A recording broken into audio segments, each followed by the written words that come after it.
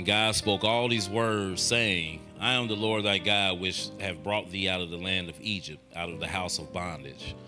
Thou shalt have no other gods before me. Thou shalt not make unto thee any graven image or any likeness of anything that is in the heaven above, or that is in the earth beneath, or that is in the water under the earth.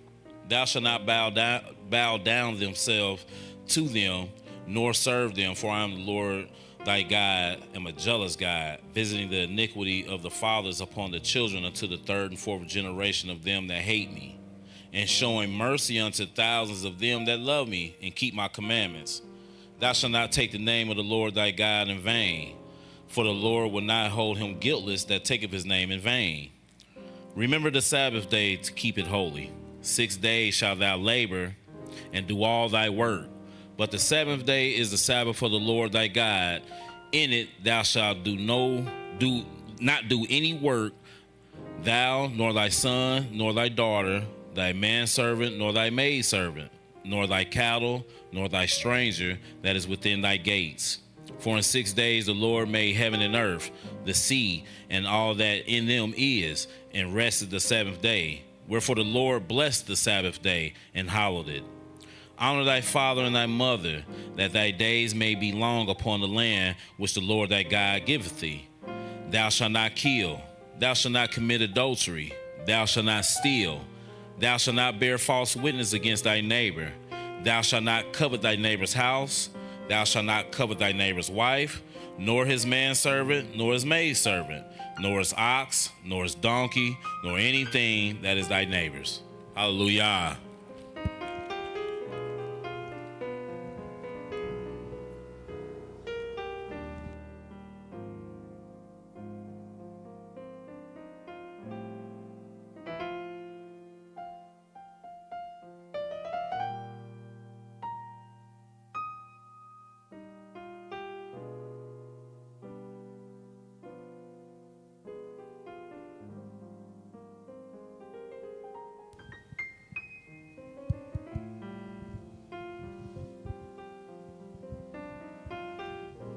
All praises.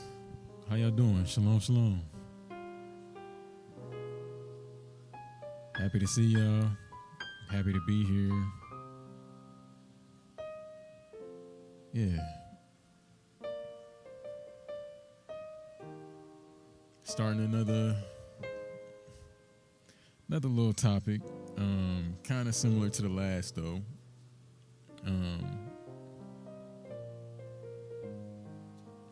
Yeah. Am I too opinionated? This is part one of that. So, all praises. So, we know where we stand there with those. I'm gonna jump in.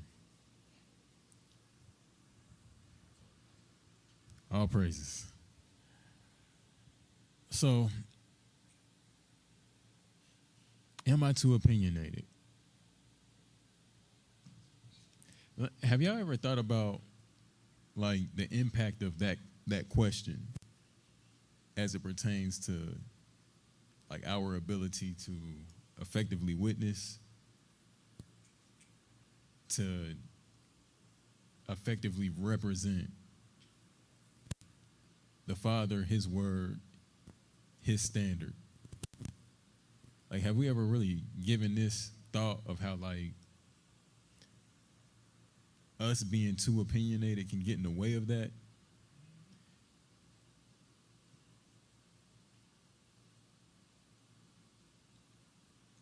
I mean,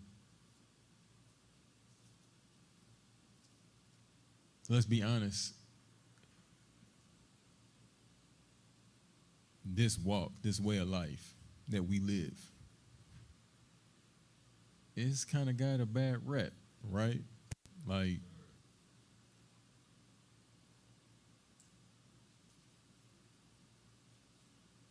and it doesn't only have a bad rep because of us doing things the right way, right? Like, that's part of it in some cases, yes, absolutely. And it's nothing that we can't do anything about that. But a good percentage and a good portion of the bad reputation that this walk has comes from what? Us just being a little bit too opinionated and straying away from the word to substantiate our own opinions. Right? And it can kind of be a thing where it's like he said, my name has been blasphemed amongst the nations because of you. Right? So it really is a serious question that we got to ask ourselves, like, man, am I too opinionated? So just some questions. Well, what are opinions? How are they formed, and can our opinions be influenced or changed over time?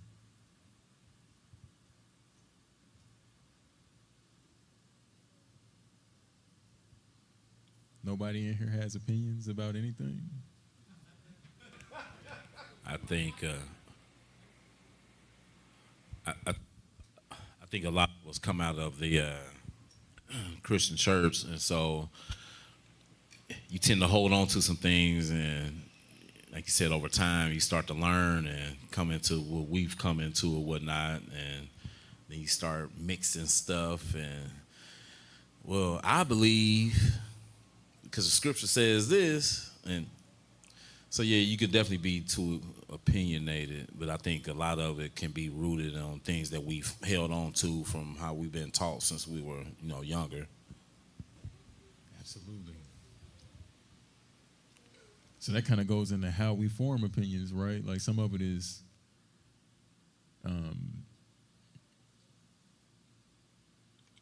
led by the environments that we come up in, right? Go ahead, Zakane. I just want to land back up for what he was just. Luke. I just want to land back up for what he was just saying. A lot of times when we're brought to believe something, this is what we have. But when you start reading the scriptures, first thing people want to say, well, that's your interpretation. And when you're dealing with interpretation, it's not really interpretation, because the word touches us, there's no room for it.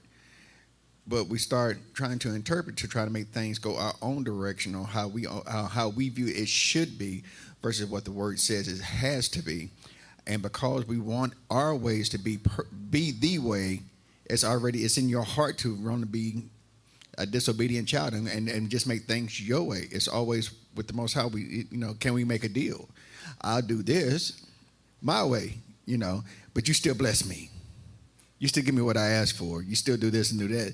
And this is just, for me, when I was coming up, this is all I ever heard in my house. My mother had opinions on what the word, but I'd never seen her crack open the book.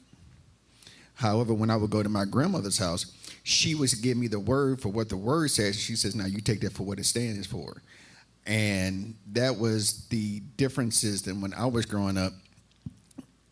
So I was able to form an opinion on who I believe the best, and well, we know where I'm standing now. So all praises. So can our opinions be influenced, or can they change over time? Like most of us don't think the same way today as we did 5 years ago, 10 years ago, right? There's an evolution and a maturity, a lot of times a development of our opinions on certain things, right? So what does that tell us about our opinions, though? They aren't absolute. They're subject to change. But the word of the Father is everlasting. And he changes not. So now do you see how our opinions can sometimes get us in trouble when we're dealing with the Father's word, because that's something that's not subject to our opinion, right? That's just based in truth. It is what it is. And you either going to be on this side of it or that side of it. The choice is yours. and you form whatever opinion you want to form about it. That's why he gave us all free will, right? But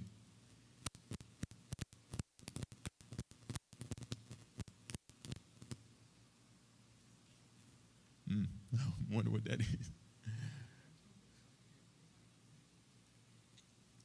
But yeah, so what is an opinion? An opinion, it's a view or a judgment formed about something, not necessarily based on fact or knowledge.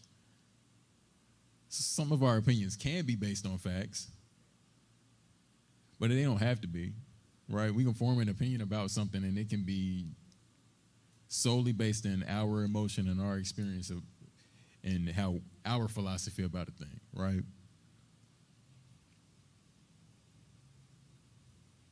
A view or a judgment. It's funny because Akoti asked a question earlier this week about how we ought to view things, right? Like, shouldn't we be in agreement and shouldn't we view things the way that the Father views things, right?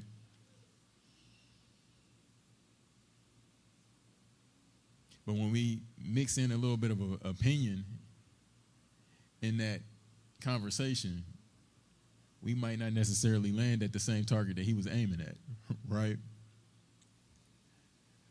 So it's the beliefs or views of a large number or majority of people about a particular thing, an estimation of the quality or worth of someone or something, right? So is it safe that our opinions have the ability to sway or influence our faith, right? Our faith is our belief, but sometimes your opinion about a thing can affect the way or what you believe or to what extent you believe something, right?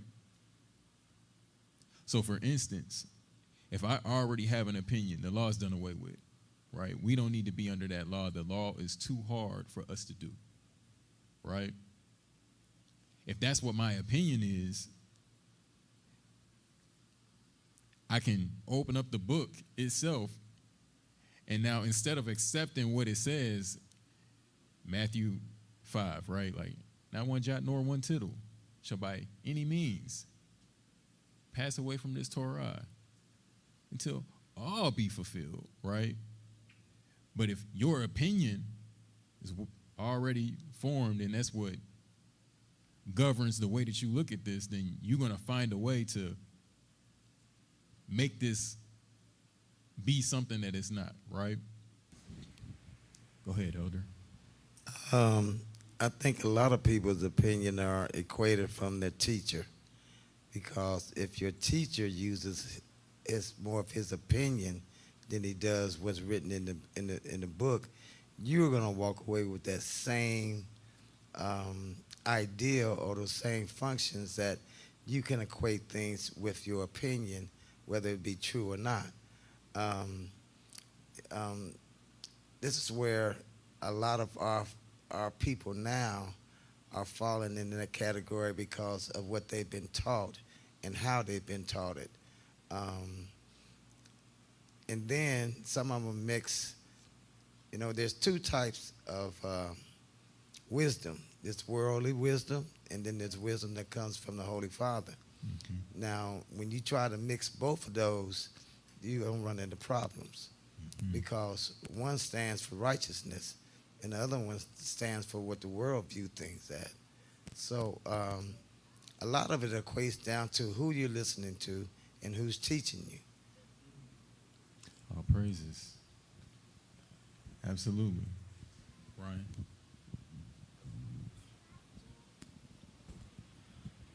I want to read this definition. It's preconceived opinion.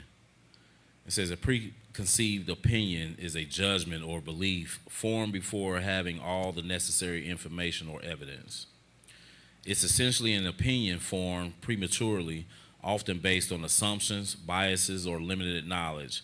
These opinions can be positive or negative and can influence how someone perceives and interacts with new information or experiences. All praises. So y'all keep that in mind, because we touching on those things as we go through this lesson. Biases, all of that. Like we're gonna touch on all of those things, because a lot of the time we don't even realize that we really only standing on an opinion, not necessarily something that is facts according to the scripture. And I think a lot of that can be equated to pride. People just being so prideful that, just to land back on what he was saying, that you have already formed an opinion before you even heard all the facts. Mm-hmm. That's pride. Mm-hmm. All praises. So notice that opinions are. Go ahead, Op. No, I would say the pride really kicks in is when you give facts to someone's opinion, Mm-hmm. and they still keep their opinion. Mm-hmm. All praises. All praises. So notice that opinions are beliefs. Now, Romans 10 says what? Our belief, our faith should come by what? Hearing, and hearing of what?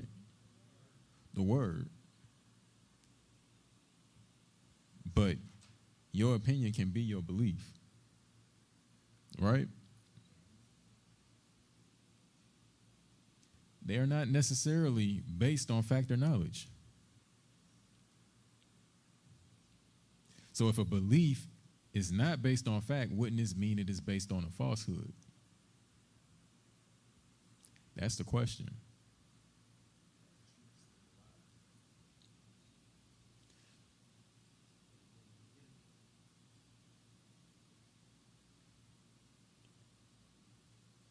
All praises.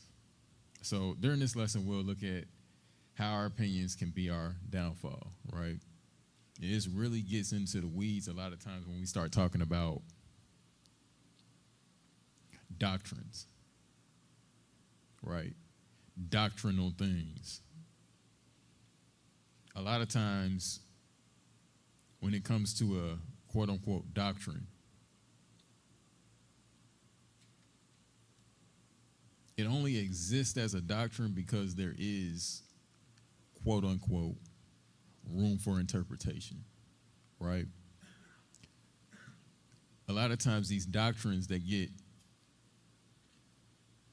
made up, they might loosely be based in something, and people might have their reasons of why they're moving the way that they move, right?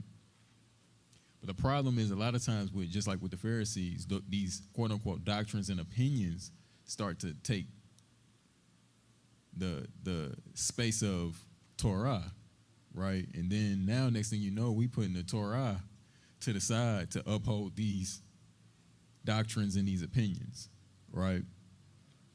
And then that's where it becomes a problem. Go ahead, Elder.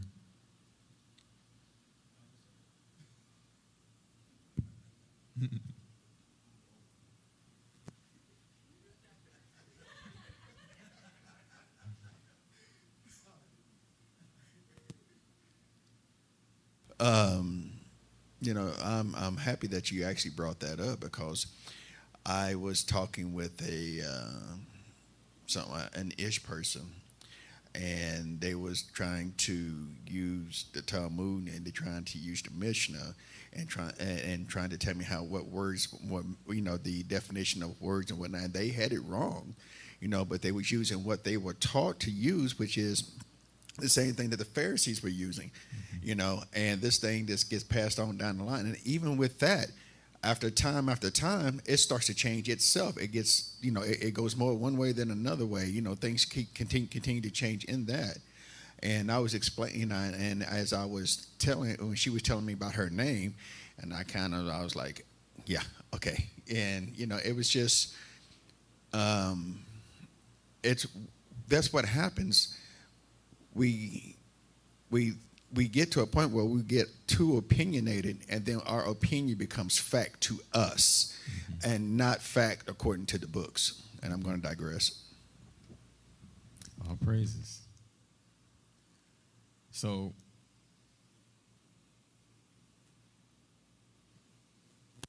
excuse me. Romans 10:1. Truly, brothers, my heart's desire and prayer to Elohim for Israel is for deliverance. For I bear them witness that they have an ardor for Elohim, but not according to knowledge. They got a zeal, but it's not according to knowledge, right? For not knowing the righteousness of Elohim and seeking to establish their own righteousness. So that means that they're trying to establish a righteousness according to their own what? Opinion. They did not subject themselves to the righteousness of Elohim. And we see the same thing happening today. Like, we can stand behind what Shaul is saying here, right? Like, man, my desire is for all of our people to turn back to the Father and his laws, his statutes, his commandments. And I can co-sign. Many of them have a zeal for Elohim, but it's not according to knowledge. That goes back to the point the elder made about pride. If you don't have the humility to be able to say, okay, well, let me subject myself to his word and what his word is saying. Let me remove myself and my opinions off the table, and let's start over. What is this saying? If we don't do that, then we move on just like they moved on, right? Establishing our own righteousness because we didn't want to subject ourselves to the righteousness from Elohim. James 1:19. So then, my beloved brothers, let every man be swift to hear, slow to speak, slow to wrath, for the wrath of man does not work the righteousness of Elohim. So in both of these places, we're talking about this righteousness of Elohim, right? Now he's saying if you want to share this righteousness of Elohim, be what? Slow to speak, swift to hear, right? It says, therefore put away all filthiness and overflow of evil and receive with meekness the implanted word which is able to save your souls or save your lives. Hosea 4:6, my people have perished for a lack of what? For a lack of knowledge. Because you have rejected knowledge, I reject you from being priests for me, since you have forgotten the Torah of your Elohim. So since we forgot this law, I also forget your children. Right?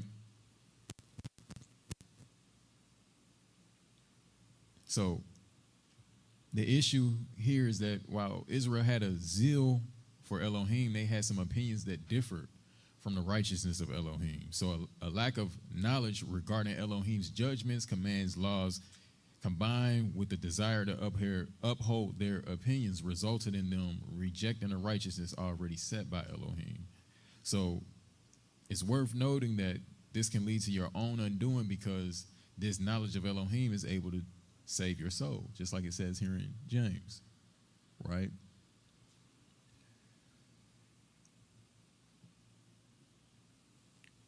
So what does it mean to have a zeal but not according to knowledge? Right? How does this work, and how can you find yourself in this situation? Anybody got any thoughts on that?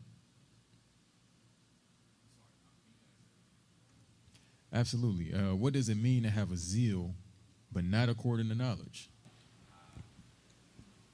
And how does this work, and how can you find yourself in this situation? So the first thing that come to mind when I think about having zeal but not according to knowledge is that parable when he's talking about the sower and his seeds, how some people, like, they were excited to receive the word, but then they go out in the world and the problems, like, get them choked up, so then they flat on their backs again. Mm-hmm. That's what I thought about. All praises. I would give an example of a lot of brothers that come into this truth, and they get one piece of a doctrine, and they just run and they tell everyone without understanding the whole matter. Mm-hmm. We Israel, but not understanding that this was given to the stranger as well. Mm-hmm. So that zeal, now you're destroying, now you're looking at other people the wrong way because you have a zeal, but you don't have the knowledge. All praises. Or like we have, we see the Pharisees in Scripture telling the Gentile In order for you to be saved, you must keep the laws of Moses and be circumcised. And there's a whole different story to that, knowing that if the Gentile was to be circumcised, well, if he wanted to keep Passover, then you circumcise him or whatnot. So here you have Jews going around, with certain sects of the Jews going around and basically sending more people to hell than than saving, just off that zeal. Praises.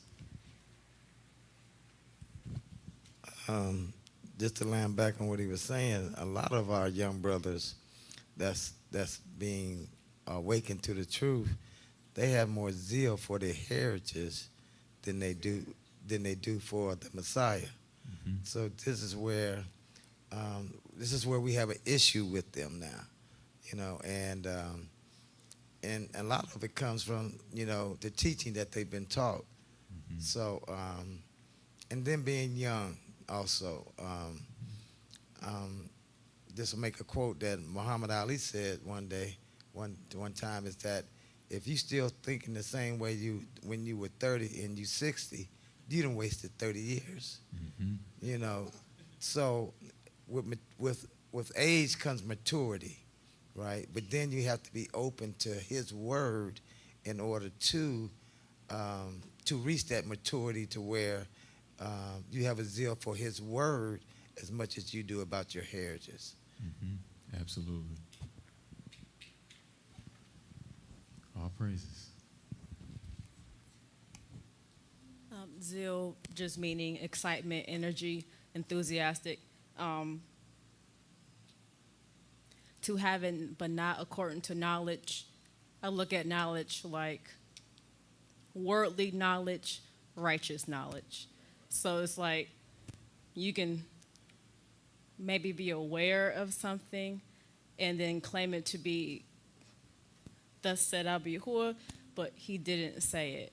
So I would say more so just like being excited about the word, wanting to share it, but you still need to learn more. You have to grow more. You have to be able to make sure your foundation is solid, and that you're not gonna, that your seed's gonna be planted on the good soil, so that when that time comes, you can be able to spread it correctly and not, have someone in a space that they can't grow because now you have to, my bad, I'm sorry, that wasn't right. I thought it was right, but it wasn't. So I would say like being excited and happy, which is a great thing to be happy about Yahuwah, that zeal, but you have to make sure that time, season, understanding what you're saying, how you're saying it, and then who to say it to, all that stuff takes time. So just, like the knowledgeable thing is like, thus say Yahuwah, but he didn't say it. So just knowing the difference between worldly versus, righteous, if that makes any sense. Mm-hmm. Absolutely. Judging, destroying people. That's right. And I just want to land back off all y'all real fast and just say that a lot of it comes from just they might have some type of small amount of knowledge, but they have no understanding. Mm-hmm. They out here so quick to want to push things that that really have no bearing on the word because of a personal issue or a personal conflict that they had within themselves at one particular time or many different times. I hear so many brothers out here speaking too much about Esau and everybody else, and I hear them out here speaking about the millions of wives that you're supposed to have, but they're not talking about salvation. It's Mashiach said, you putting you making what he said you're trying to swallow a camel batting at a net. It's you really have it's a matter of not just knowledge but understanding. Because you can know everything in the world, but if you don't know how to apply it, you don't understand it. So with that being said, it's just for me, when I'm looking at this, zeal without knowledge is, for the most part, just having no understanding. Mm-hmm. All praises and all you're getting, get what? Understanding. Right? You can get a lot, but in all that you get understanding. Because if you don't have understanding, just like Akoti pointed out, like we're going to see it, like That's what the adversary does. When he finds seed that's been planted on soil and there's a person that does not have understanding, he snatches away what was sown.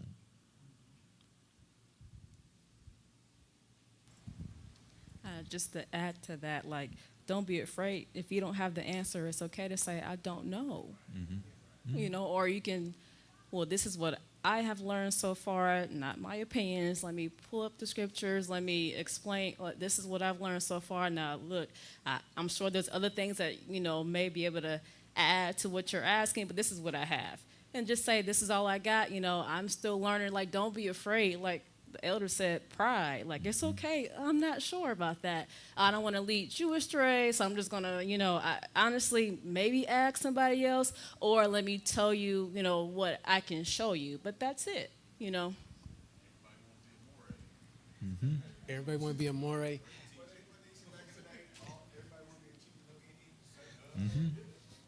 Like, there's nothing wrong with not knowing. Nothing wrong with that.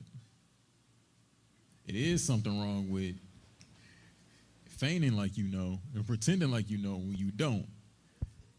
That's where the problem comes in. But there's nothing wrong with not knowing. It's okay to say, I don't know. We can try to find it out. Let us seek the Father on this matter.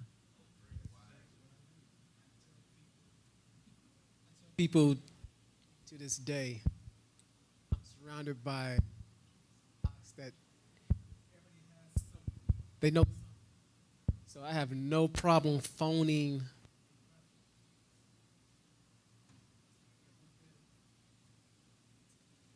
It's going. But yeah, battery's going.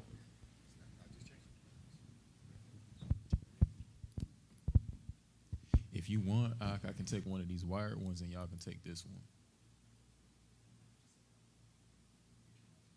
We just got to find out which wired one I'm holding.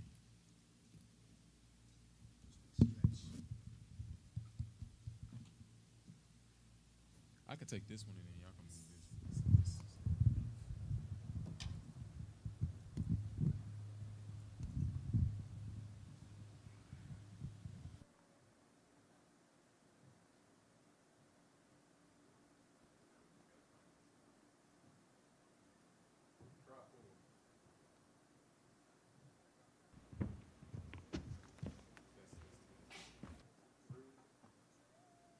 Test, test, test. Test, test. 7. Test, test, test. There we go.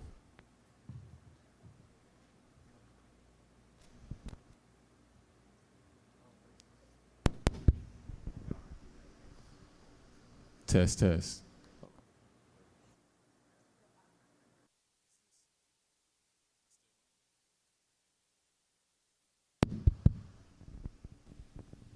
Test, test.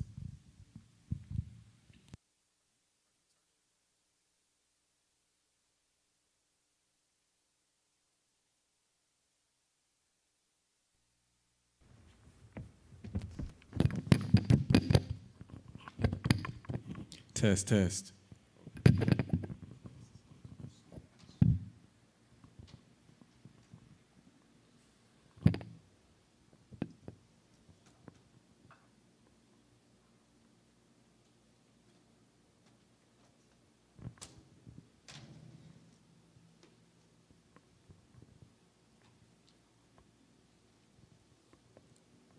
Oh, praises. I think we in business now.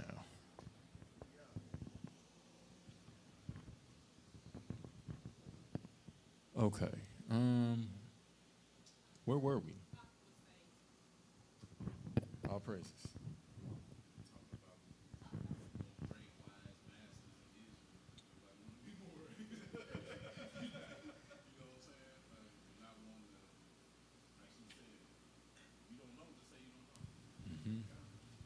All praises. So, knowledge. Knowledge. Greek is G 1922. Epignosis. G1921, recognition. That is, by implication, full discernment, acknowledgement, knowledge. Now, the Hebrew word for this is da'at. The Hebrew equivalent is da'at, which is knowledge. It's like an intimate knowledge. It's a full, like you know it. G1921, epignosco, from 1909 and 1097, to know upon some mark, that is, to recognize, by implication, to become fully acquainted with, to acknowledge, to perceive, right? Now, on the flip side, we got the word for ignorance, right? It's agneo, or agnoeo, from G1 as a negative participle in G3539, not to know, right? So on one side you have to know something and to gain knowledge, and then you have ignorance, which is to not know, right? Through lack of information or intelligence, by implication to ignore, through disinclination, to be ignorant, to not know, to not understand, to have something unknown to you, right? So this is what ignorance is.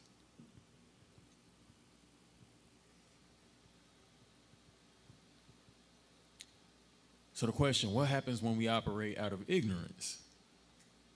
So we've seen that it can cause us to perish, but why is that? Right? Like why can this ignorance cause us to perish? So Matthew 13:13, this is what Akoti was bringing out. So because of this, I speak to them in parables, because seeing they do not see, and hearing they do not hear, nor do they what? Understand. Right? So just because you heard something, and just because you saw something, that doesn't mean that you have understanding for it. Right? Just because you can repeat it, because you heard it, doesn't mean that you have understanding for it. Right? He says, and in them the prophecy of Isaiah is completely filled, which says, hearing you shall hear and by no means understand, and seeing you shall see and by no means perceive. For the heart of this people has become thickened, and their ears are hard of hearing, and their eyes they have closed, lest they should see with their eyes and hear with their ears, lest they should understand with their heart and turn back, and I heal them. Now, I brought out earlier in the chat this week Leviticus 26, right? There are a whole lot of things that we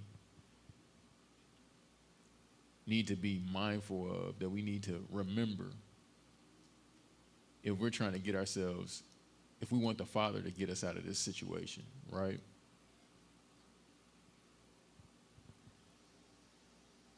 Do we really understand the offenses of our forefathers? Like, do we really understand how bad their offenses were and egregious their offenses were to the Father? Do we really understand how offensive and egregious our people are and our ways are today, to this day? Right? Do we really understand how we still are offensive before the Father? Like, do we really understand that? Because if we understood that, then maybe it would take some of the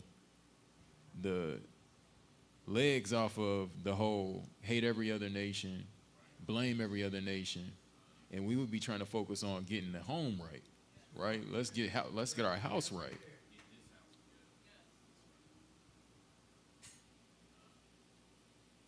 Do we really understand how much we deserved and asked for everything that has come upon our people?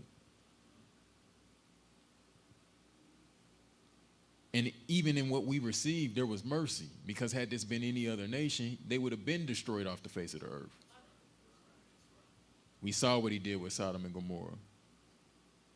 And all you got to do is open up your book and go back and look, and you will see how, what is it in the book of Judges? It didn't even take long for us to see the whole escapade that occurred with the tribe of Benjamin, and we had the priest, and we had his concubine, which already priests were supposed to have women of a certain standard anyways, but that's neither here nor there. And we see that they go into one of the towns of our own people. And this happened to us in one of the towns of our own people. The exact same horrors that occurred in Sodom and Gomorrah. They did it and they got wiped off the face of the earth. And it's a memorial there to this day. You can go to that land and pick up brimstone to this day and set it on fire. And it's going to start to burn just as hot as it did when it fell. You can see the stones where the stone was melted and liquefied. Like, do we really understand how we've offended the Father and how we still continue and we're still doing these same things today? So we really don't have the room to be pointing a finger or being upset with anybody else, not until we get that right.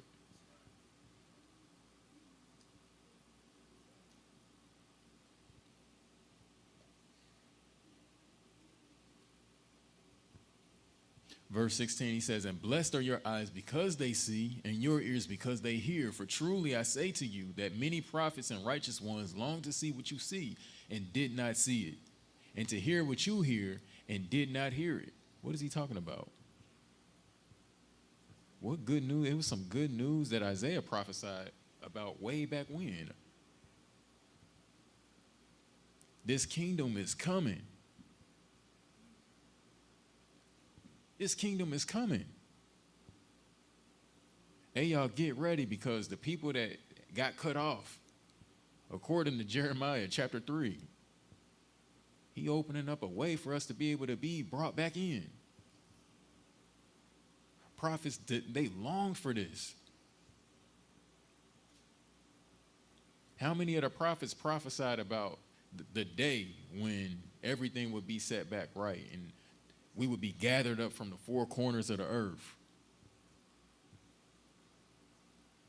And he would be our Elohim, and we'll be his people. And we won't know anything about oppression or wickedness or unrighteousness anymore. Don't even throw death on the list and all of that when we get to that point. These are the things that the prophets long to see.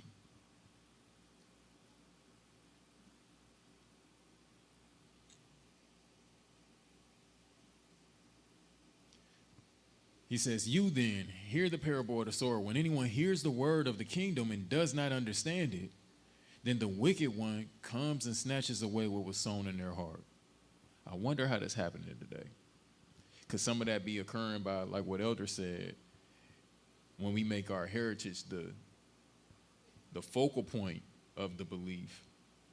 Could that be an example of maybe the wicked one coming in and stealing away the main thing and not keeping the main thing, which was what?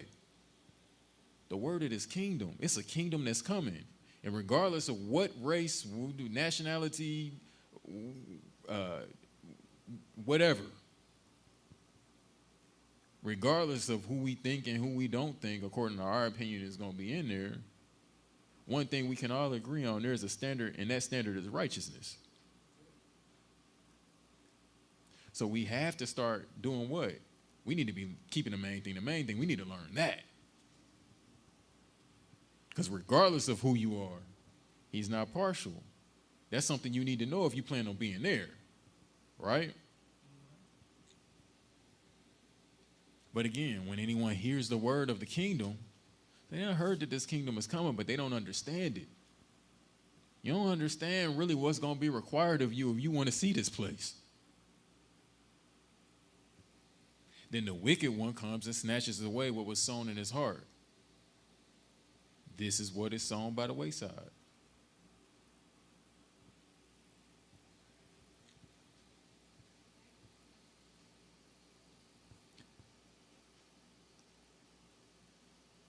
So let me ask this. How does the wicked one snatch away the word from a heart. Notice that this is done by getting you to form or agree with an opinion that differs from the word or instruction of Elohim. So this is done because of a lack of understanding. So next we'll look at an example of how this can take place in the book of Jonah, right? So Jonah chapter 1, starting at verse 1, right? One of our prophets. And the word of Yahuwah came to Jonah, son of Amittai, saying, Arise, go to Nineveh, the great city, and cry out against it, for their evils have come up before me. Simple enough, right? Easy enough task. The Father is with you. He's behind you. He told you, hey, go to the great city. Now, Nineveh is like the New York of their day, right? It's just like, or better yet, it's like Washington, D.C., right? Like anybody know if you go on that presidential line, they got something for you, right? This ain't a small place that he's going to. This is like the biggest place in the world at this time, right? But he said, don't worry, I'm going to be with you. You got this. Verse 3, but Jonah rose up to flee to Tarshish from the presence of Yahuwah and went down to Yaffo and found a ship going to Tarshish. And he paid the fare, man, dug in his own pocket, paid the fare and went down into it to go with them to Tarshish from the presence of Yahuwah. So he's trying to get away as far as he can, right? So now, y'all can't probably barely see this map, but now the exact location of Tarshish is debated, right? Like it's not an exact. So take it with a grain of salt, because there's all sorts of rabbit holes that you can go down to when it comes to locations and things like that. But what I do want us to see is, I think that everybody would agree that this is not a close nearby place, right? So one of the consensuses that's out there is that Tarshish is all the way over there by Spain, right? Like he's trying to get way away. It's on the other side of the Mediterranean. Like he's trying to get way away.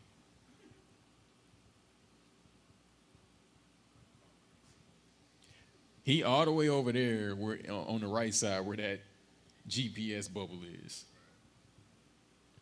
And he's trying to hop. He done went from there, went down to the port. And then after going, he trying to hop on a boat to get all the way across to the other side of the map.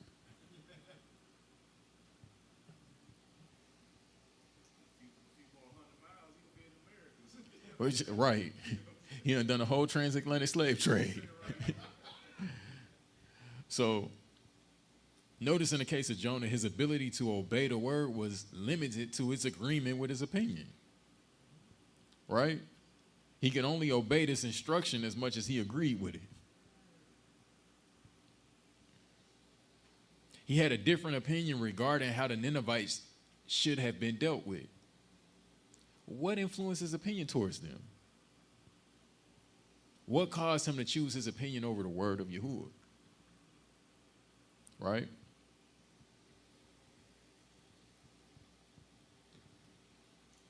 So, what's going on in the backdrop here? The days of Jonah were days of oppression. Right? He saw his people being overrun by outside nations. He understood well the ways of the wicked nations, and this perhaps influenced his opinion of the nation he was sent to warn. So we'll see how this influenced his opinion and perception of what was right and wrong with regard to dealing with the Ninevites.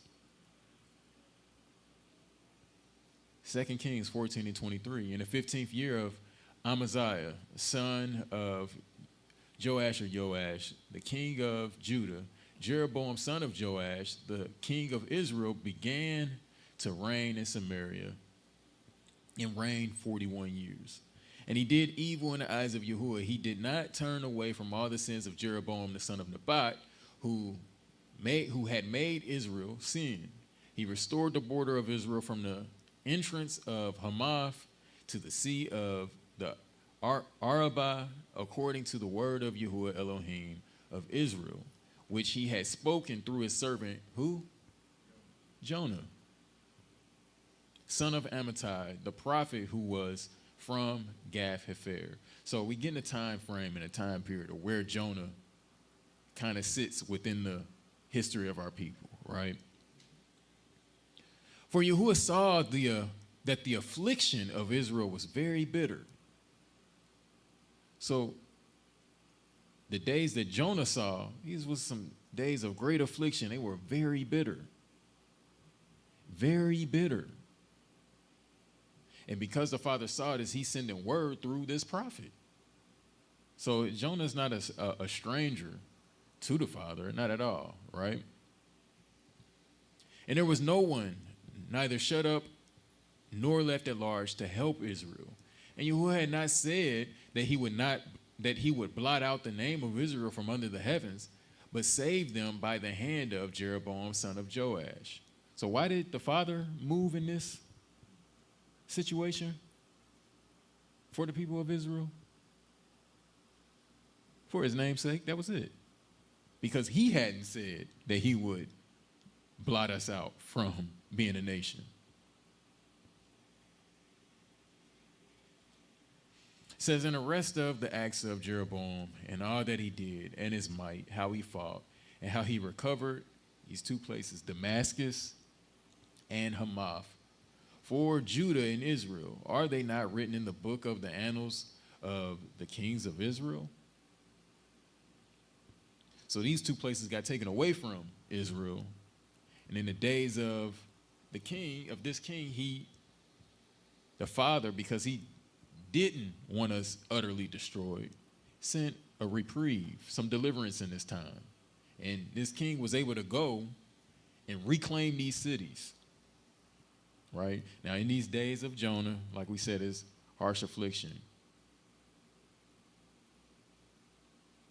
Bitter days.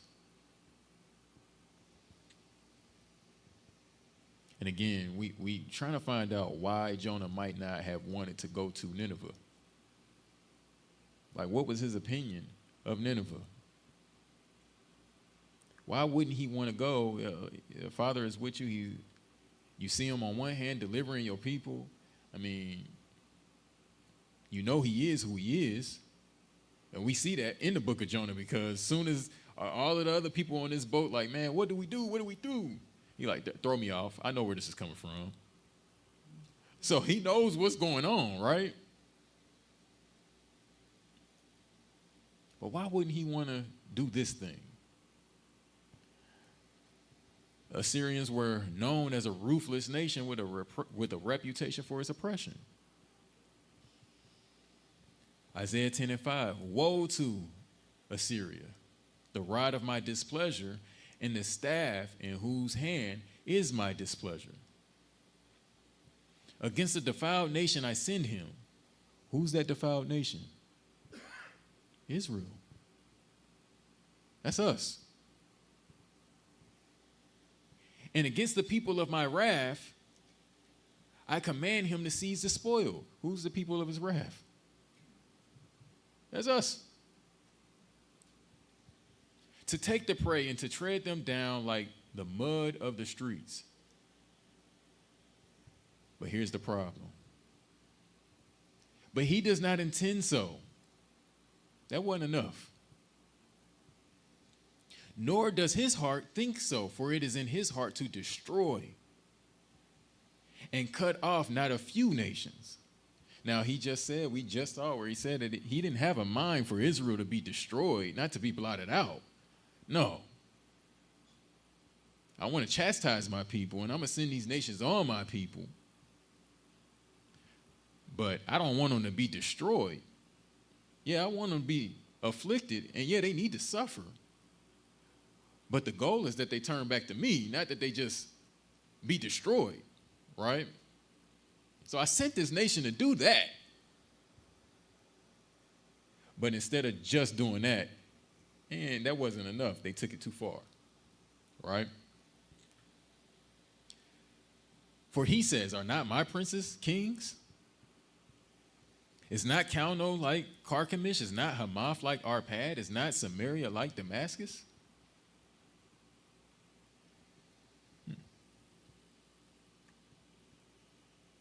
As my hand has found the reins of the idols, whose carved images excelled those of Jerusalem and of Samaria. As I have done to Samaria and her idols, do I not also do to Jerusalem and her idols? And it shall be, when Yahuwah has performed all his work on Mount Zion and on Jerusalem, that I shall punish the fruit of the greatness of the heart of the king of Assyria and the boasting of his haughty looks. For he has said, by the power of my hand have I done it. So the Father is saying, no, it was by my power and my authority. I'm allowing y'all to do what y'all doing. But you're still supposed to be serving me in this. But he said, no, by my hand and by my power I've done it. And by my wisdom, for I have been clever. And I removed the boundaries of the people and have robbed their treasuries. And I put down the inhabitants like a strong one. And my hand finds the riches of the people like a nest. Like, you ever walk up on or see like a bird's nest in a tree, and it's got like a couple eggs in it, and maybe the mother bird or whatever is out foraging. Its nest is left defenseless. You can have your way with it. Clean it out, right? Ironically, Torah teaches us, if you come upon a nest, like, you don't take the bird and the eggs at the same time, right? Like, because otherwise you're going to wipe the whole thing out, right? So, but he says what?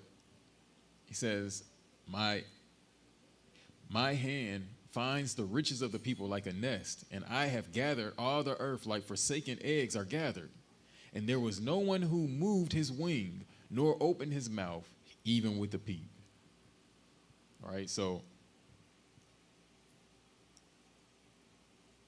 these are the Assyrians, right? And we understand that Nineveh is a city of Assyria, right? So this is this group of people that Jonah is like, go to them for what? Right? He has seen all kinds of oppression. It gets worse. Isaiah 52:1.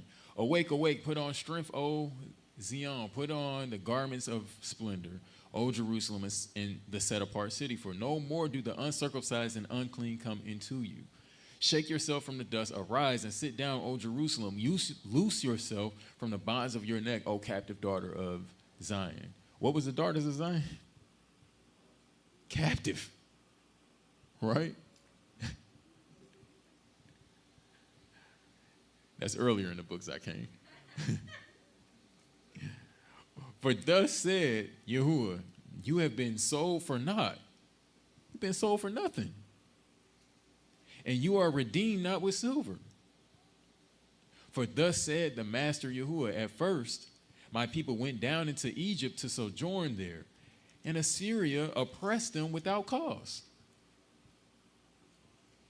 And now, what have I here, declares Yahuwah, that my people are taken away for naught? Those who rule over them make them well, declares Yahuwah, and my name is despised all day continually. These Assyrians weren't no joke at all.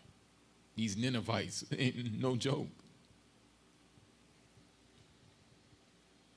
And we also know that the same people, after the days of Jonah, during the time of Nahum, destruction was proclaimed against Nineveh because of the unrighteousness in it. So we know that after all of this happens with Jonah, they still saw their destruction because they couldn't get right. So the Father is just, right? And he always is going to take care of it at the end of the day, even if our opinion is No, it needs to be dealt with now. You see all of this oppression. It says oppression maketh a wise man mad, right? You lose your mind seeing oppression all day, every day. Nahum 3:1. Woe to the city of blood. All of it is alive, filled with plunder. The prey is not lacking. The sound of a whip and the sound of rattling wheels, of galloping horses, of jolting chariots, mounted horsemen with bright sword and glittering spear, and many wounded, and a mass of dead bodies, and no end to corpses. They stumble over the corpses. This place is ruthless. Like, quote unquote, America, we're not the only ones that's unseen hard times throughout the history of our folks. Like, this cycle has been happening for a long time. I wonder why.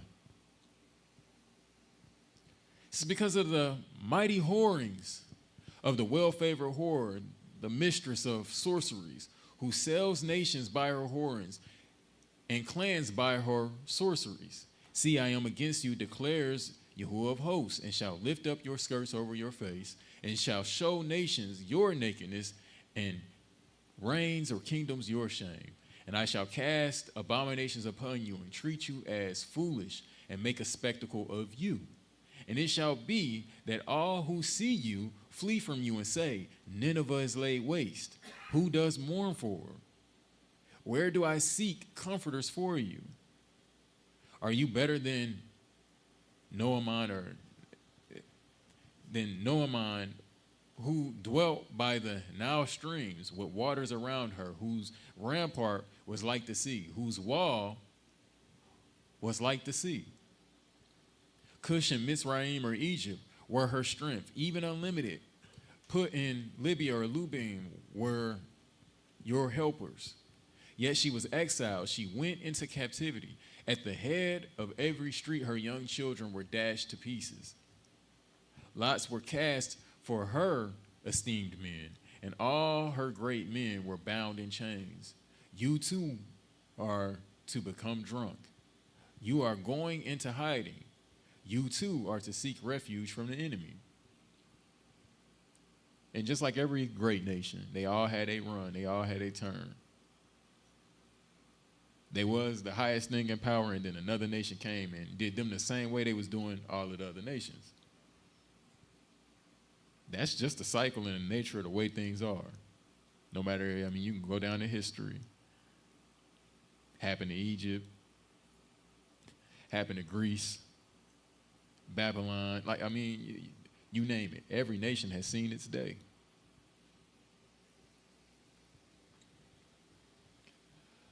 So here we see the Lachish relief, or the Lachish relief.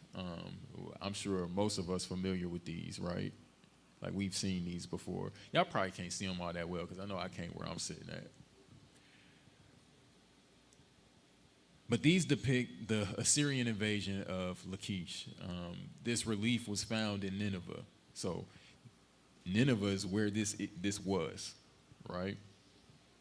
So here we see some of the ruthless practices recorded and celebrated by their kings. Here we see them ripping Israelite men in two and impaling them, cutting off their heads before them, or before their women and children, right? So this is the same group of people that have this up on it, like they celebrating this. They want this to be remembered. And it's thousands of years later, and we still see the records of it, right? They wanted everybody to remember how they get down and how they did our people.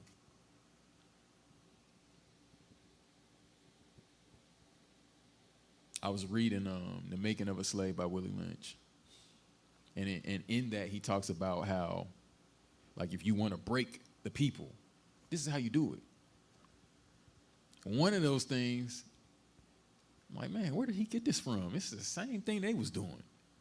Said you take the legs of a man, tie it one end on one horse, other end on another horse, then whip the horse and send them in two different directions so that he gets split in two.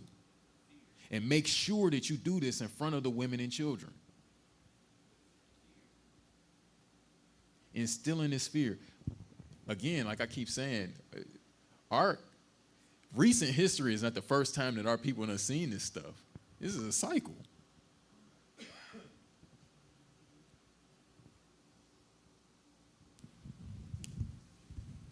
And what's wild is that fear it goes down the line. You do this in front of women and children. Now the women start to raise the men a little bit softer because now they don't want you to stand up against the master and get killed the same way. Mm-hmm. And it goes down the line. Mm-hmm. But to add on to what you just said, in turn, they turn around, they raise their daughters to be harder and become more masculine than the men. And so that offsets the natural balance that the Most High had already set up.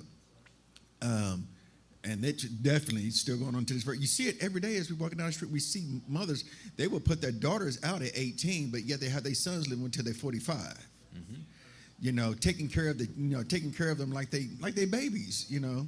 But yet the daughters are like, well, I got to get out here. I got to get mine. I got to struggle. But my brother, you know, my mom takes care of him. This ain't right. And this is we just see this cycle, and it's still going on to this very day. Again, it was all written in that letter. Like, this is why he said, do this. Make sure you do this, because this is going to be the effect of it.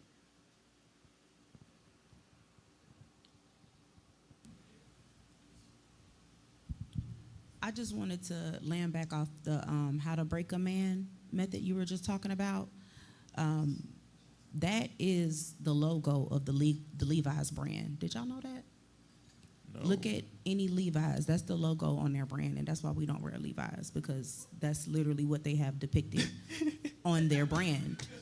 Yeah, they have the horses ripping a pair of jeans going in opposite directions. But if you know the truth, you know what that's promoting. So we rebuke Levi's.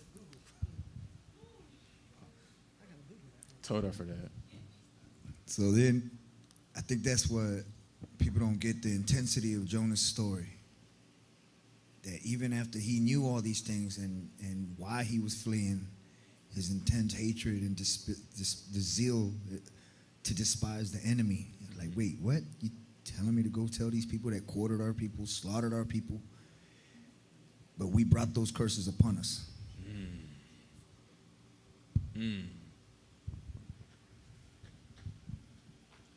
It's very, very deep, right?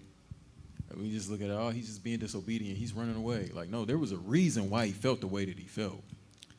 Well, just thinking that you have been taken from your homeland and put in a land that you know nothing about, and then you had these men who act like a demon. I mean, in order to think of something like that, you have to have a diabolical mind, right? To tie a man limbs to a horse, tar and feather him, and then set him on fire. Now, you have to look at this individual like he's got to be a demon. So this is what the fear that they wanted to implant in us in order so they could sleep at night. You know, so it's kind of diabolical because, you know, and they used the women and the children. You know, when they separated the men from the women and the children, you know, you lost your strength and your protection. So now the woman becomes that all-in-one to the children. So it's a diabolical scheme, and just thinking about that and seeing that, that's going to put a lot of, and not, you know, you're not in your own homeland now, that's going to put a lot of fear in you to look at this person and like, you know, he's got to be a demon. You know, that's the only thing that you can think of that would have a person to have that mindset to do that kind of stuff. So it was a psychological thing that they did to us, you know, and it's still relevant to this day. You know, we should fear this man, you know, and breaking that stronghold that they have on us, we're still trying to break it. Absolutely.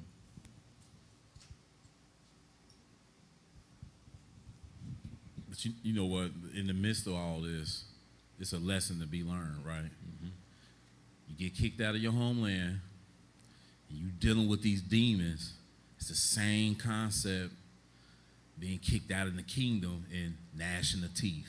It's the same thing. You should be learning a lesson in the midst of this, right? But yeah, that same fear being passed down, like that's that's wild, you know, to rip a man into pieces. And again, it even goes into today's society. You start to see where our people are today.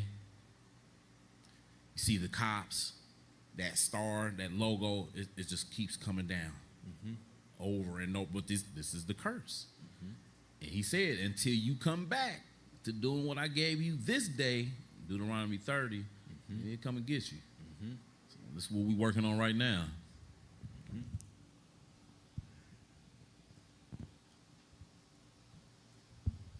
So that's why I'm a little sympathetic with the camp brothers. What, I'm supposed to go teach these Romans? Like how Jonah had to go, wait, what? The Edomites, whether you believe it's, or Japhet, some of them, yeah, whatever you want to call them, the so-called white men. I got to give him the gospel as well, even knowing his generations in the past of what they did. So we have to also look at Jonah in our own self. All praises. As literally while we slow walking this, you see the parallel. Because again, this topic of this lesson is, well, am I too opinionated? Can my own opinions keep me from doing what the Father tells me to do?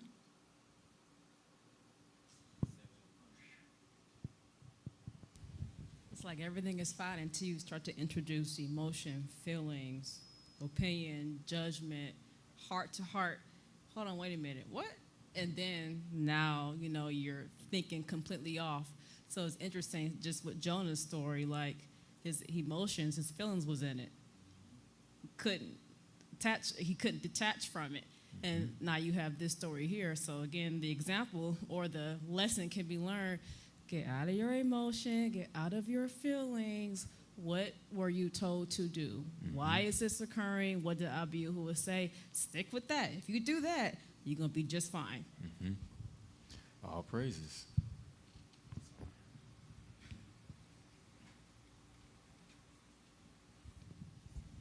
Especially when the Father told you what was going to happen if you didn't do this. You know what I'm saying? To be able to accept your punishment and move on from it and don't have no hatred in your heart, man, that's Mashiach right there. And I keep saying this over and over again, him being on the tree and them doing everything that they did to him, he still didn't have no hate in his heart. All praises. Like I said, here we see some of their ruthless practices recorded and celebrated by their kings. Here we see them ripping Israelite men in two and impaling them before their women and children. Same thing. Nothing is new under the sun. So with this being said, we can see how perhaps Jonah's interactions and experiences with these people could have swayed and influenced his opinion of what was righteous and just judgment towards them.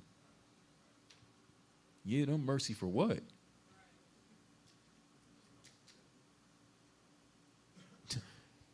Tell them for what? But that was his opinion. That wasn't thus saith Yahuwah. That wasn't the Father's plan. That was his emotions. So the Lachish reliefs are a set of Assyrian palace reliefs narrating the story of the Assyrian victory over the kingdom of Judah during the siege of Lachish in 701 BCE. So carved between 700 and 681 BCE as a decoration. Like, think about this. This is a decoration. It's like a picture that you put like art on the wall. It's like that famous picture of the slave that was being hung, and he was like being burnt alive, and you see them like having a picnic below, and all of the children and everybody is there looking up at it, and it's like somebody took a picture of this, and this is like a decoration, and then they even go on to tell you like what they would do with the remains, jarring them up and all sorts of other like crazy stuff. All kinds of crazy mementos.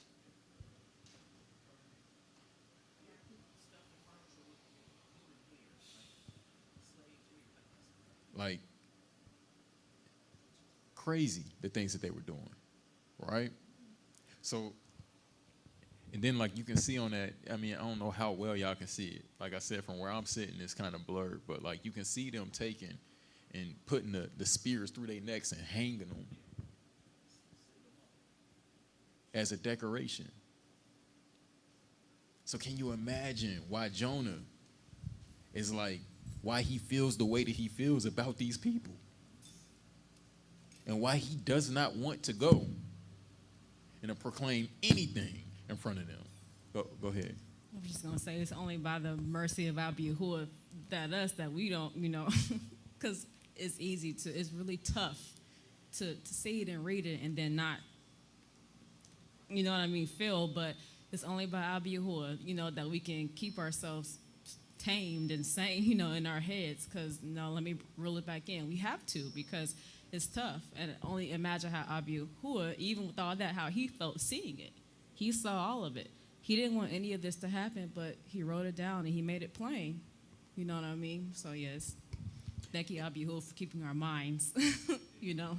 And we do understand to some degree that this is the way that the Father works, like as far as his chastisement when it gets to that level, right? Like when things get so bad, he has a tendency of going to the extreme so that hopefully, right, you see this judgment take place and nobody else does it anymore, right? Like that's the goal. Like we saw many a times where he's like, no, like stone that, if they do this, stone them to death in front of all of the people so that everybody knows where I stand on this and they know not to do this again.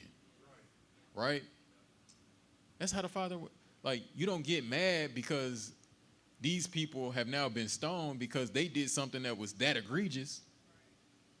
Like, no, you learn a lesson and you say, man, hey, how about we make sure anything that even look like, even resembles that, keep that far away from us. Right? That's the response that we were supposed to have. When we see this happening, we should have the understanding of like, whoa, whatever these people did to have this happen, let us put those ways as far away from, because we already know he stood for us. So what did we do to where he no longer wanted to stand for us anymore? So, and then also another side effect of this, those children that witnessed this, right? And some of them did turn into the Judas or to the betrayers and became the tax collector. And then, even you got to call them back too. A lot of the, like in the Maccabees, when we was discussing last night, study, are you really ready for what's coming? There's going to be our own families doing this. Turning when it's time, when it really is about to hit the fan. Some of our own brothers and sisters going to turn on us and deliver us. They're going to turn from the faith. They're going to be broken. But we have to endure even unto death. All praises.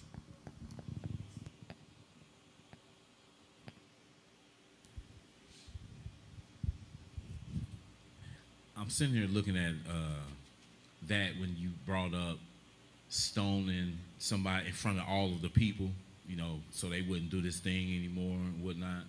So you see, they did that in front of the women and children and used that for the bad. But the Most High has stoned them in front of everybody for righteousness, for something good, so that they will turn from their wicked ways and don't go back. It's like everything that you're bringing up, I'm like pulling up the parallel to it, like, wow, like the exact opposite of what the Most High does. All praises. All praises. So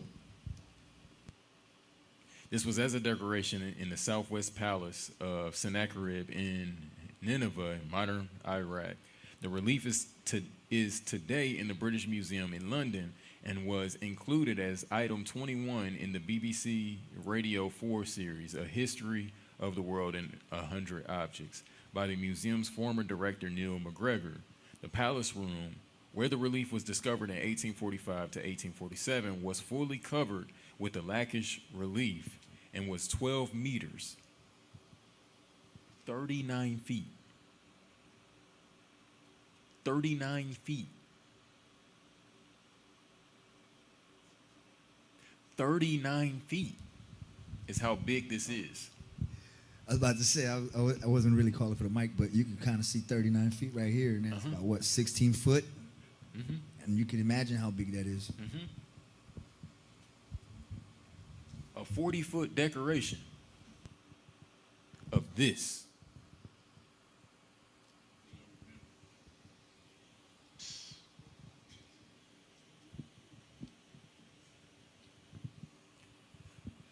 "39 feet wide and 5.1 meters or 16, almost 17 feet long. The lion hunt of Ashurbanipal sequence was found in the same palace." So, like I said, we can see why Jonah why he might have felt the type of way about these Ninevites. Now we understand why at the end of the book, he's like, man, even so much so to the point I die. Like, I could die. That's how mad I am about this. Like, this was a serious thing for him. Most High told him, go to this place, and he said, nope. My last $2, I'm gonna buy this boat ticket, and I'll see y'all later. Forget being a prophet, forget my people, forget everything. I'm going to the other side of the world, never to come back again.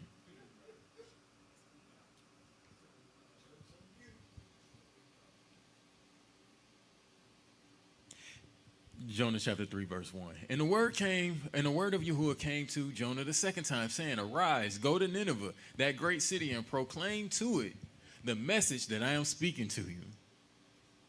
And Jonah arose and went to Nineveh according to the word of Yahuwah. Now Nineveh was a great city before Elohim, of 3 days' journey. It took you 3 days to walk through this place. And Jonah began, it's like Disney World. Like they say you go to Disney World, like it take like a week or whatever to walk through all of the.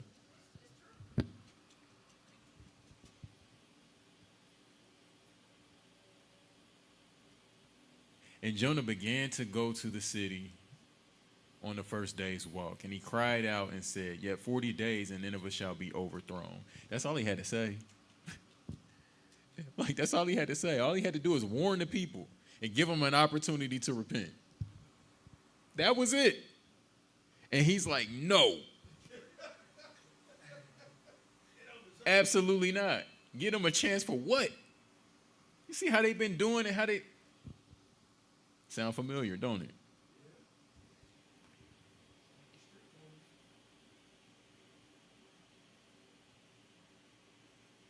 But this is the kicker. Verse 5, and the men of Nineveh believed in Elohim and proclaimed a fast and put on sackcloth, from the greatest to the least of them.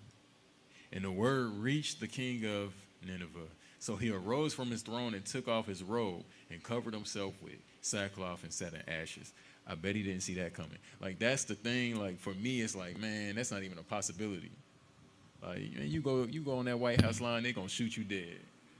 Much less the last thing you expect is for, like, the president, the king of this land, to come out and be like, hold on, wait, what is he talking about? Oh, no, we got to get this together. Reparations for all of the people. We're going to go, like, that would be like what, it's unthinkable, right? It's unthinkable. Like, it's not even a reality. And to some degree, you're like, man, I don't even want to see it. I just want to see this whole place get destroyed. Babylon is falling. Right? Like, after all they done, that's how it feels. again, I'm just showing how you can sometimes your opinions can get in the way of what the Father is trying to do. And that's not to say that later on they kept on with their wicked practices, and he said, okay, well, so now no more chances. The glove's coming off. This city of blood, oh, I'm destroying it. So he's not asking him to even change the people. All he's saying is, hey, warn them. It's going to be up to them. If they change, then, hey, all praises. If they don't, all praises. I got an answer for both. Brother Steve. Like, you know, I don't know how many times we done read Jonah, right? But like, here's like a little side note. Like, I wonder how he was delivering that message. Like, was he, y'all gonna get destroyed? Like we're like, oh, or was he wrathful? Or what he's mad delivering, and they took him serious. So this is also the delivery he was doing. He couldn't have whispered it. He like, hey, y'all about to get destroyed. Like, you know what I mean? So to me, I think about like, you know, the delivery, how he probably brought this to it, got to the word from everybody, to the animals, and all the way to the king. So it's interesting. All praises. All praises. Now, mind you, we skipped a part of the book, right? Like, this is after, you know, been on the boat, got tossed off, thrown into the water. He about to die. Got to call out to the Father. The big fish comes and swallows him, preserves his life, right? Now, going to this land. But we see that it humbled him to the point that where he could be obedient and do it. But he still had a problem with it. It didn't remove the bad taste out of his mouth. Right? He still was not happy about doing this. He did it. But his opinion of these people did not change. He was just willing to put the word of the Father above his opinion. That's the thing that changed. So,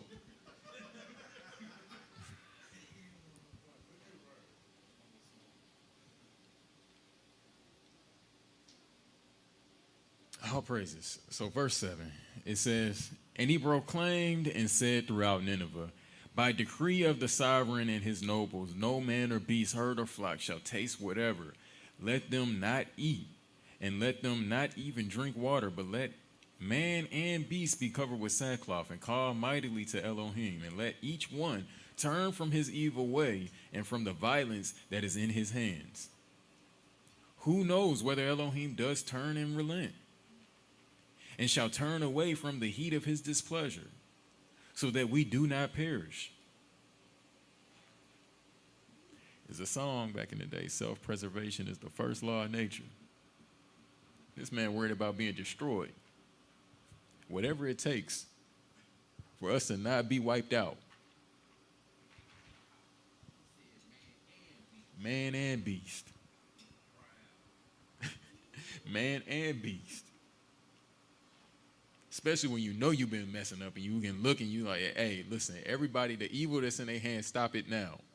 Like, you don't hear anything. We not doing evil. What do we do? Like, no, they know what they doing. Like, yeah, you right. We messing up. We better stop now because this man seems serious.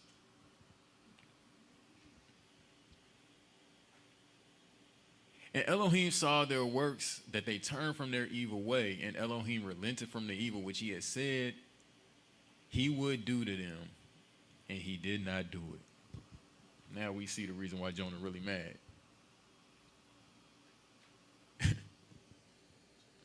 He wants more than anyone to see this place be destroyed off the face of the earth.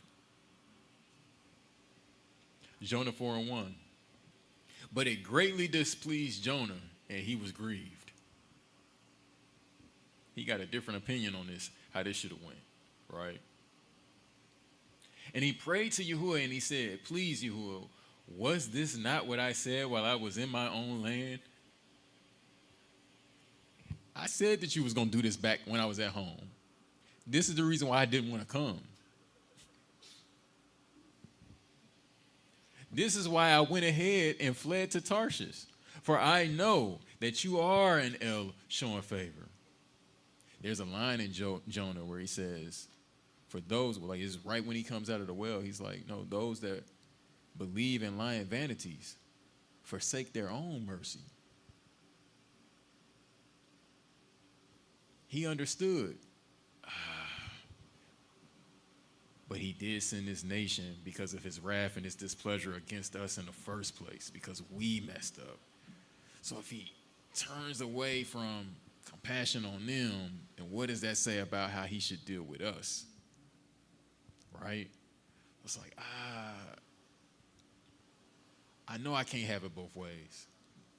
Because then I'm asking you to be something that you're not, which is partial in judgment. He does not show partiality. But he is long-suffering and full of compassion. He is that, though. So how does this get balanced out, right? So he says, for I know that you are an El showing favor and compassionate, patient, and of great loving commitment and relenting from doing evil. And now, O Yahuwah, please take my life from me, for it is better for me to die than to live. I'm going to accept that you are who you are and this is your ways. But if it means I got to look at this nation being spared alongside us being spared, you may as well go ahead and take me on out now. That's a strong hatred for these people. Like, it's a strong hatred for these people. And that might just be the reason why this is the one that gets sent. Like, I don't know if I can let you come into my kingdom with that, though. We got to deal with this. Let's deal with this. Here's your test, right?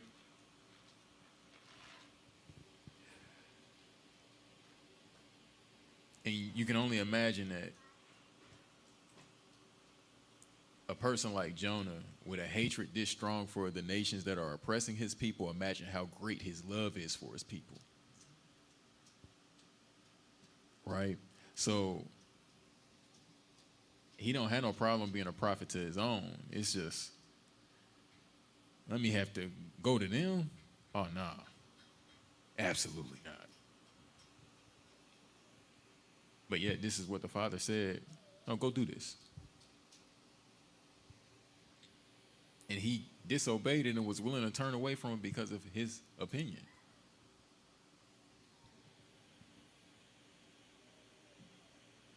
But what does the Father say? Verse 4, he says, and Yahuwah said, are you right to be displeased? Should you be mad? Then Jonah went out of the city. This is how mad he is. It's like, I don't even want to talk to you no more. It started with, and he prayed to Yahuwah, and then Yahuwah asked him that, I don't even want to talk to you no more. I'm getting up and I'm gone. Like, you said too much. He went out of the city and sat on the east side of the city and made himself a shelter there and sat under it in the shade to see what would become of the city. Well, is he really going to spare him? Go ahead, bring it out, Ak. Nah, go ahead. Oh, okay. Yeah, you good. And the Lord God prepared a gourd and made it to come up over Jonah, that it might be a shadow over his head to deliver him from his grief. So Jonah was exceeding glad of the gourd. But God prepared a worm when the morning rose the next day, and it smote the gourd that it withered. And it came to pass when the sun did arise that God prepared a vehement east wind, and the sun beat upon the head of Jonah, that he fainted and wished in himself to die, and said, it is better for me to die than to live. And God said to Jonah, doest thou well to be angry for the gourd? And he said, I do well to be angry, even unto death. He hot. Then said the Lord, thou hast had pity on the gourd for the which thou hast not labored, neither madest it grow, which came up in a night and perished in the night.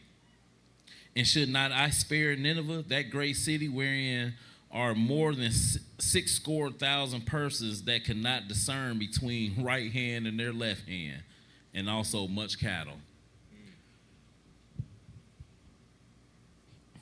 I'm sitting here listening to the story or whatnot. He like, man, you got more concern about this than these people.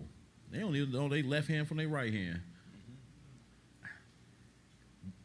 How merciful the Most High is, you know what I'm saying, in all ways. No, I'm sorry, I'm sitting here reading while you was reading. I'm like, man, this is wild. All praises. Like, you see how he's questioning him to see if his opinion is right on this matter. Are you right to be mad? Should you feel that way? Should you really, though? Like, I understand, like I said, that's the reason why we slow walking is to show, like, no, he, from a human level, right? Right. Oppression makes a wise man mad. It don't make him go crazy. Like, he done seen a lot with his eyes. This man done seen a lot of oppression in these days. So, from a carnal level, I can understand why he's as angry as he is. But when you stand from the Father's vantage point, you stand from his perspective, he like, yeah, but what should I do with y'all then? Yeah, but if you want me to move like that, then how should I move with everybody else? So I'm like thinking, yeah, when Peter, what do you mean I got to go tell the centurion? And then I've never even ate any of these unclean things, and we know that was a parable, the dream. But again, we lose sight of the title centurion. He's in charge of other soldiers that carry swords and punishments on our people. Mm-hmm. So we lose sight of how intense that could have been for Jonah. But then at the same time, we got to put that mirror up and imagine how wicked we were, worshiping Baal, sacrifices our own children, how backward we were that it took this. All praises. Now, mind you, just to let y'all know, do your study on this, but you'll see that there's a strong parallel between Peter and Jonah. Like, look at where they're both from. The same, like Joppa, the same area, the same region. Like, you'll just see that there's a strong parallel between Peter and Jonah because there's some similarities there between the two. Nadavia.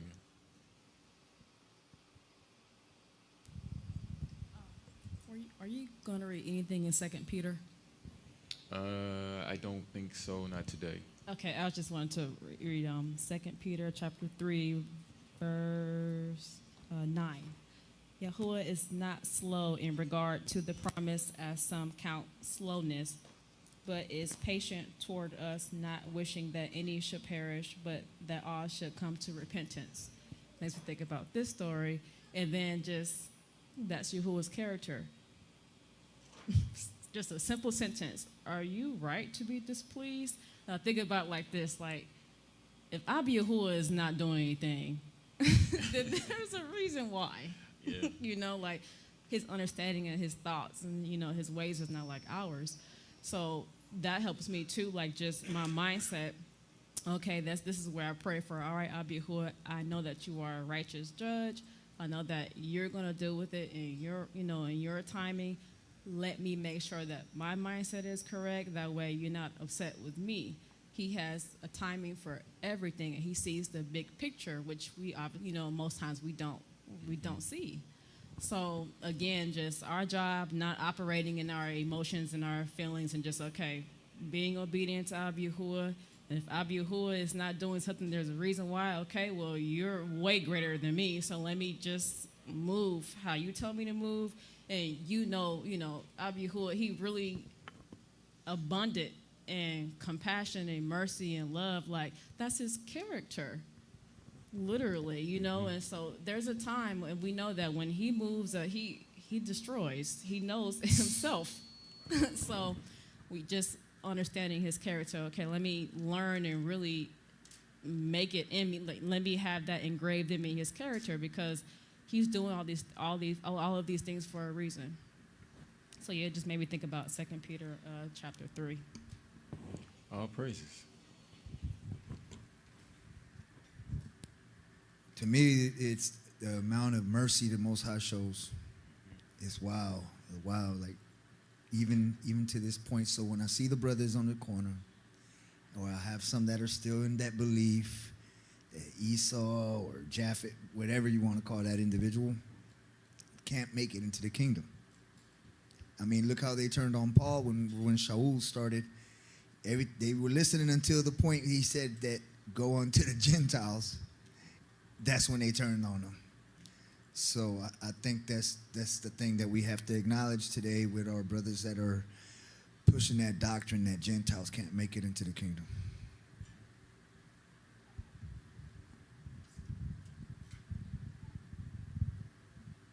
I think sometimes we have to look in the mirror.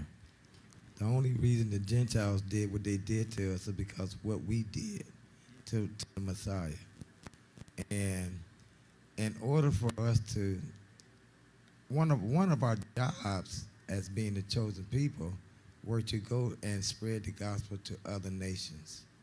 So you would have to learn humility and forgiveness in order to accomplish this. So only people you can really be mad about what they've done to us is yourself.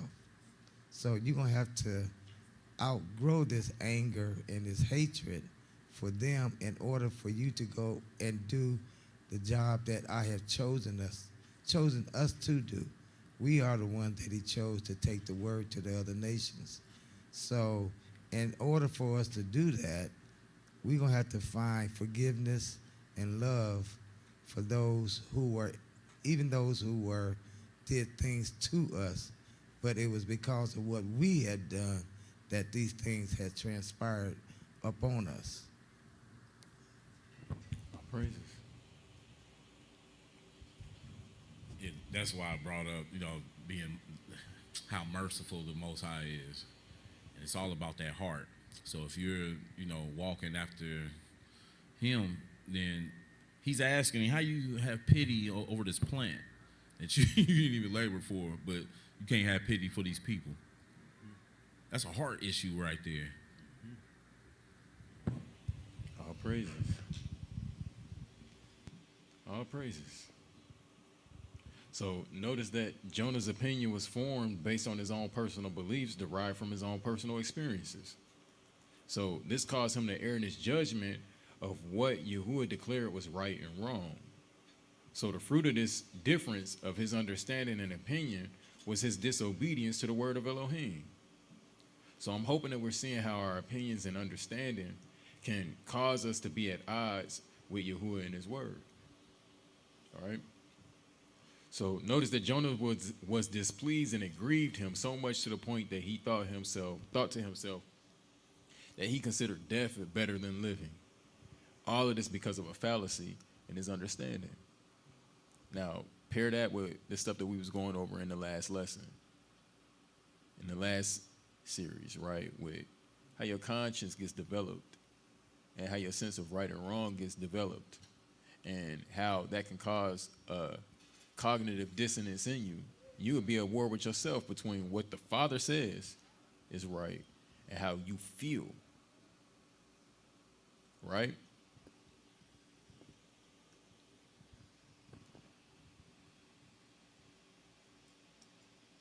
So I read this. So this is,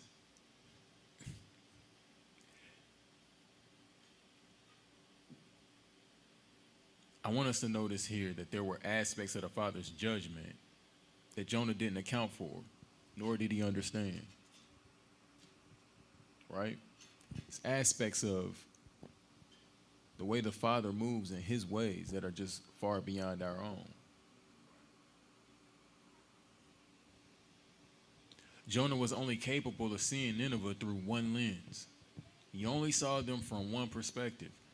The Father saw this situation from an even broader view and took more into account than Jonah did. his view of judgment was also skewed in one direction. Even in his own words, he acknowledged how the Father's compassion works when he was being dealt with according to his own disobedience.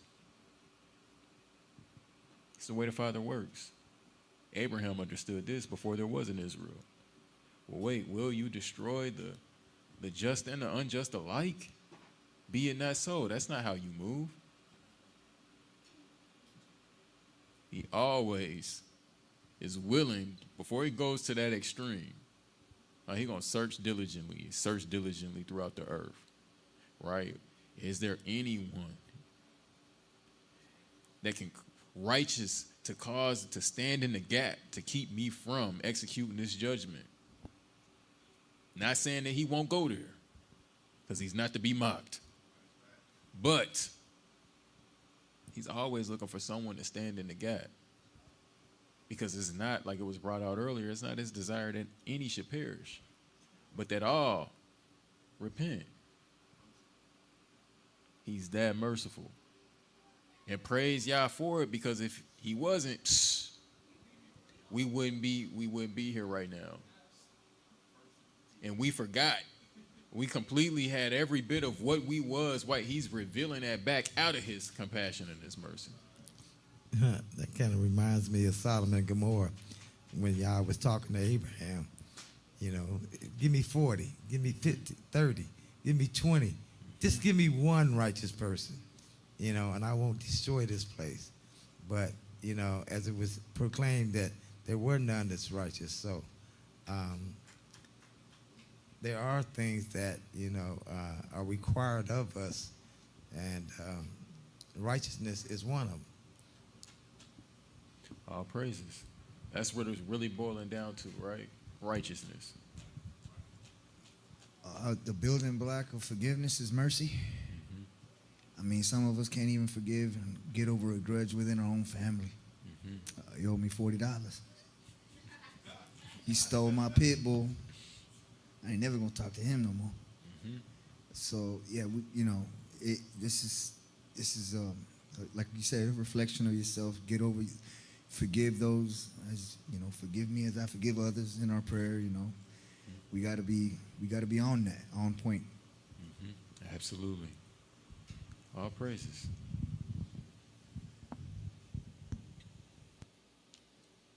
So we talk about understanding. What is understanding? And can we form opinions based on faulty understanding? It's a rhetorical, absolutely, right? Many of opinions that can be held that might not necessarily be based on a thorough or full understanding, right? Especially when we start talking about doctrinal things and stuff like that. Proverbs 4:1, children, listen to the discipline of a father and give attention to no understanding. For I gave you good instruction. Do not forsake my Torah. For I was my father's son, tender and the only one in the eyes of my mother. Then he taught me and said to me, let your heart hold fast my words, guard my commands and live. Get wisdom, get understanding.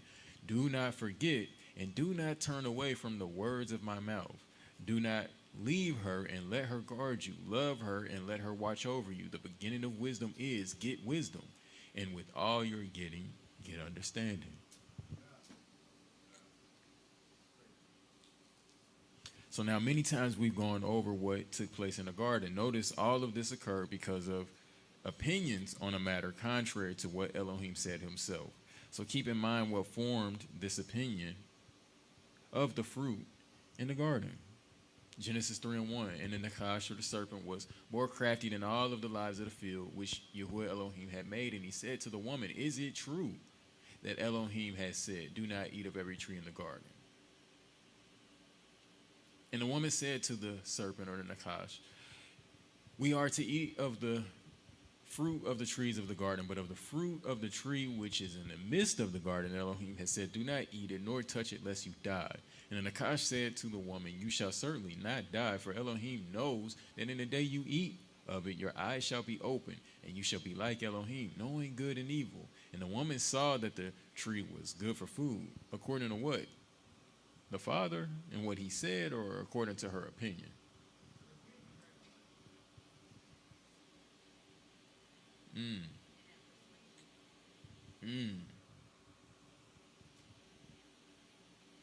That it was pleasant to the eyes, and a tree desirable to make one wise. And she took of its fruit and ate. And she also gave to her husband with her, and he ate. So, excellent point, Uncle T. So, notice that a personal opinion was formed regarding the tree. This personal opinion was not based on fact, but on a personal belief, although it was in a falsehood. So, in her opinion, the tree was pleasant to the eyes, it was desirable for wisdom, and it was good for food. The man agreed with this opinion, and when we look at it from the top, this opinion was one that was influenced by the wicked one. So notice here that opinions can be formed or altered based on influence. So all praises. Influence, all praises. That reminds me when you said influence, just like when they were about to crucify the Messiah, and it was the Pharisees who first came out and said, crucify him. And we just went along with the Pharisees had said from that point on. So it's sometimes it's who you listening to that will determine your opinion on things. This is why it's so important that you read and understand the Father's words instead of listening to someone who's going to paraphrase it or just give you their opinion on what the word is saying instead of stating exactly what the word has said. Message, like sometimes we have to get in the habit of really exercising wisdom sometimes when dealing with certain things. And I can say this for myself as well. Like getting in the habit of being slow to speak and quick to hear, right? Sometimes when a question is asked, ponder on the answer. Sometimes it's okay to wait on the answer and don't just blurt something out right then, even if you know it. Because you got to take into account how it's going to be received in that person's level of understanding, right? Like, so sometimes it's more beneficial to say, well, okay, well, hold on, I'll tell you what. Let's set up a time and we can really break this thing down in the word and we can go line by line on this thing. Bring out some understanding on it. Now, a lot of times you'll find that people didn't really want to understand. That's how you separate the wheat from the tares anyways. Like, you'll find out who really want to answer and who didn't really want to answer, right? But if they willing to have that conversation, sometimes it's better to do that than it is to just say something and give a quick summary or a abridged version. Your intentions might be well, but you don't necessarily know how that's going to be received, you know? So, excellent point.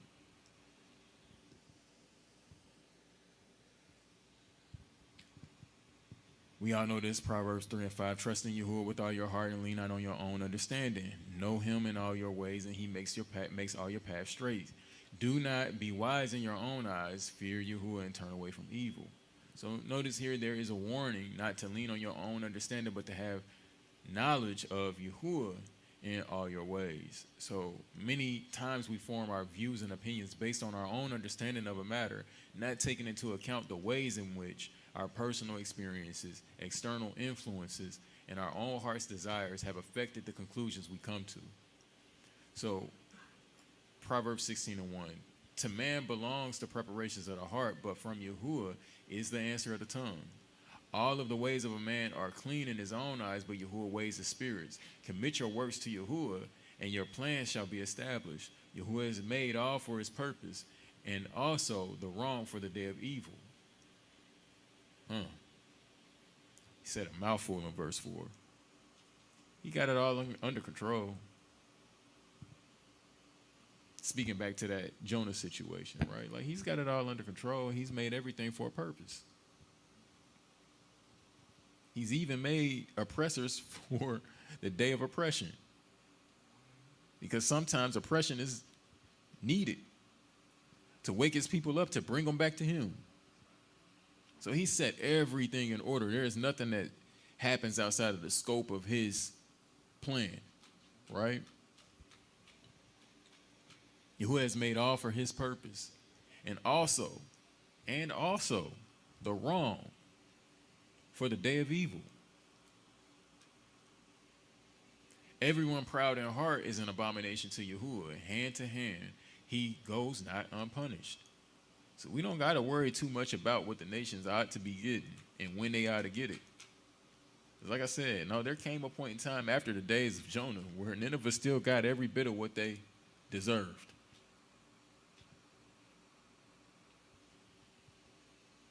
By loving commitment and truth, crookedness is parted. And in the fear of Yahuwah, one turns away from evil.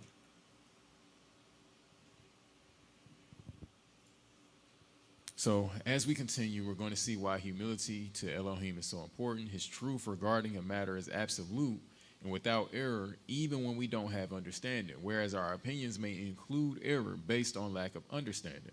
So we'll also see that one's ability to determine truth from their own faulty opinion requires searching, proving, humility, and denial of self. So understanding the difference between truth and opinion is what separates foolishness from wisdom, right? The fear of Elohim is the beginning of what? Wisdom. But a fool does what? He scoffs at wisdom. He don't humble himself, right? So we almost done. We in a home stretch. And this is where we're going to kind of pick up next week, because I want us to kind of start digging into the mind. Like, y'all know how I get down. Why do we work the way that we work, and how do we come to some of these conclusions? So what is a bias, and how can this influence our opinions?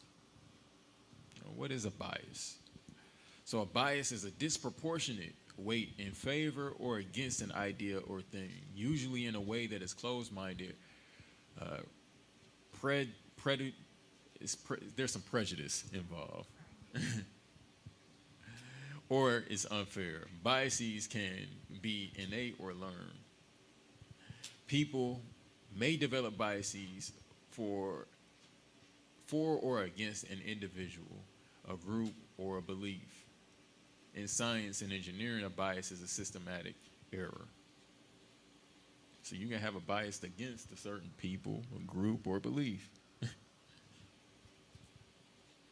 And then just again, keep in mind, an opinion is a view or a judgment that's formed about something, not necessarily based on fact or knowledge. Y'all know there are people out there that have biases against us, right? And prejudices against us, right? And it's not based on them actually having had an encounter with us, but it's a lot of times it's based on a stereotype or something like that, right? Is that fair and just judgment? So is it fair and just when we do it towards others is the question, right? Like, it's easy sometimes to just put certain things and flip it upside down on his head, right? Like,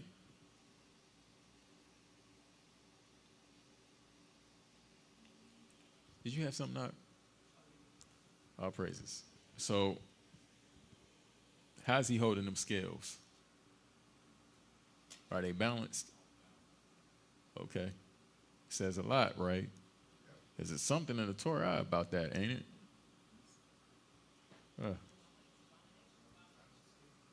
He said it's a what? An abomination. There go that abomination word again. We went over that a couple weeks ago. Man. All praises. Yeah. The Baphomet. Yeah.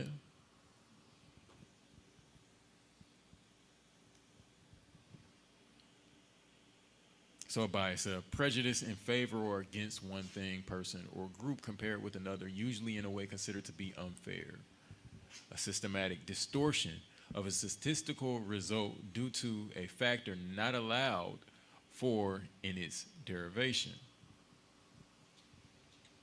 Cause to feel or show inclination or prejudice for or against someone or something, right? So in scriptural terms, this is called showing partiality in judgment, right?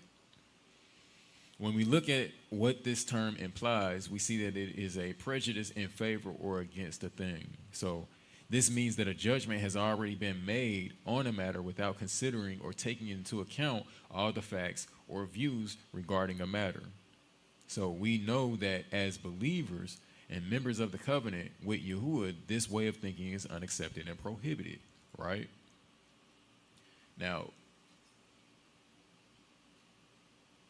the Torah has these sorts of things all throughout it, right? Like when you're giving judgment, there's a certain way you're supposed to judge a matter according to truth and righteousness, according to the same standard, whether it be towards a stranger or to your brethren, right?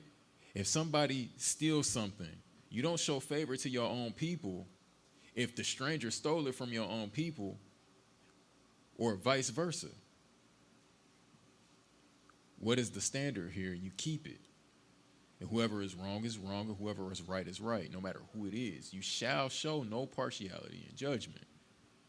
That's Torah. That's his law. Yeah, there was a stranger back then. And yes, there was people who would take advantage and, bend the rules in favor of their own people against the stranger. Now, what does that mean? Now we've become the very thing that we hate the nations for, oppressors. How does that work?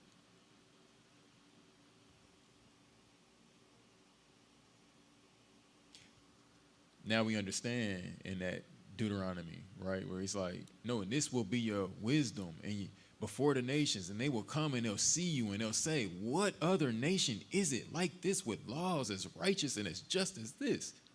We come here as foreigners and we don't get oppressed? Because the way of the world is, ICE is grabbing people up minute by minute. They grabbing somebody up right now. Like, we know how the ways of the world works towards the foreigner.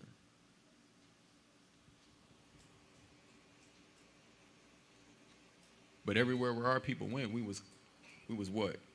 Foreigners in a strange land. Moses named one of his sons Gershom for that very reason.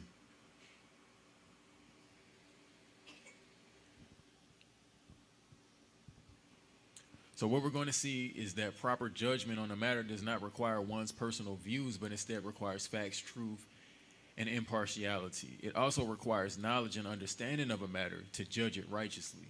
So many times when dealing with our opinions, we have not been diligent enough in seeking a matter out and identifying our own personal biases, leading us to make an unrighteous judgment or come to a partial conclusion regarding a matter.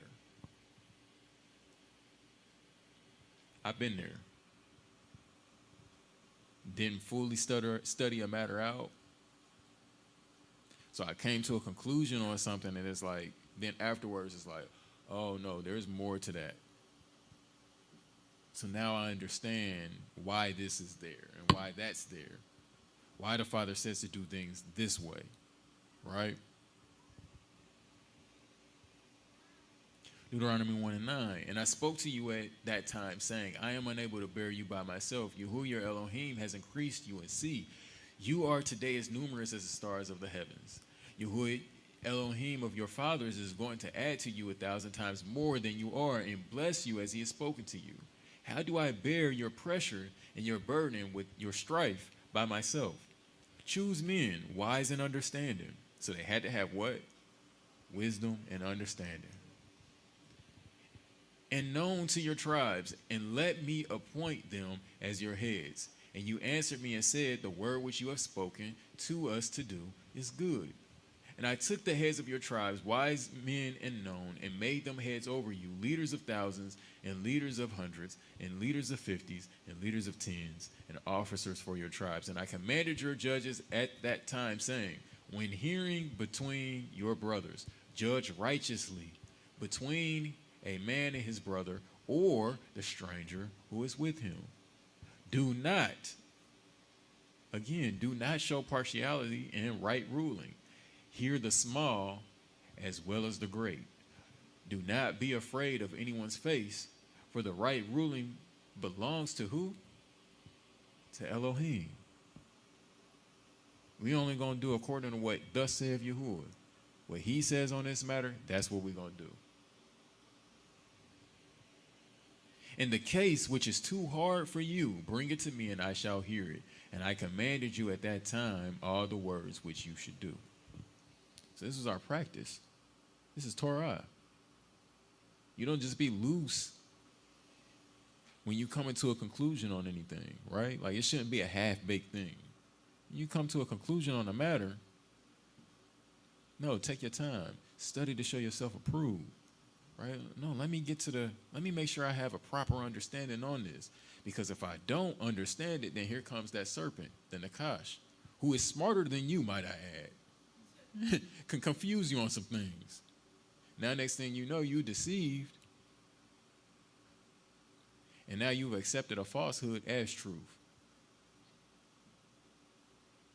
Hard to get into the kingdom with falsehood.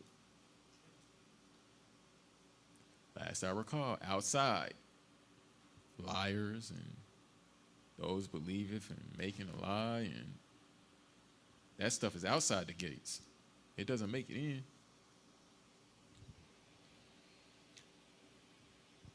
So, Leviticus 19:15. Do no unrighteousness in right ruling. Do not be partial to the poor, or show favor, or favor the face of the great, but rightly rule your neighbor in righteousness. Do not go slandering among your people. Do not stand against the blood of your neighbor. I am Yahuwah.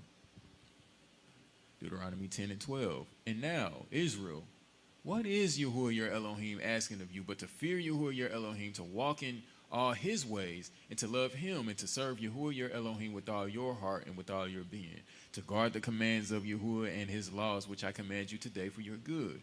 See, the heavens and the heaven of heavens belongs to Yahuwah your Elohim, also the earth with all that is in it. Yahuwah delighted only in your fathers to love them, and he chose their seed after them, you above all people, as it is to this day.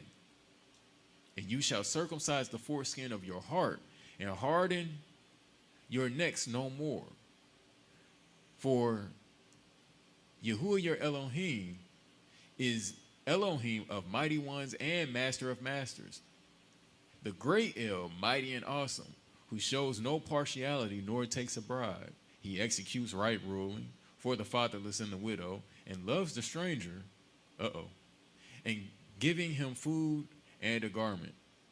And you shall love the stranger, for you were strangers in the land of Mizraim. Fear Yahuwah your Elohim, serve him and cling to him, and swear by his name. So really what he's talking about is a standard of righteousness. That's what this Torah is dealing with, a standard of righteousness.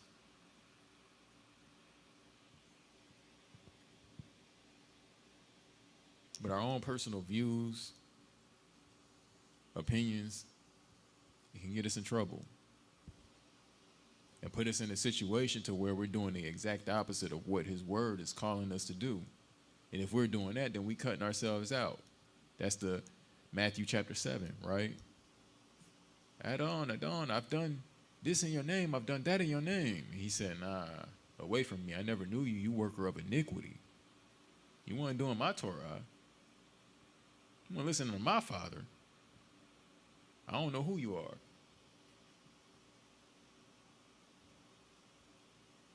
You can't put a love for your people above the love for Elohim.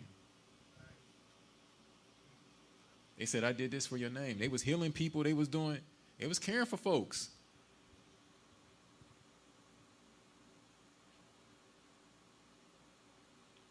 But forgetting the point that everything that we do is supposed to be so that his name can be esteemed. And so that he can receive praise. Not ourselves. So,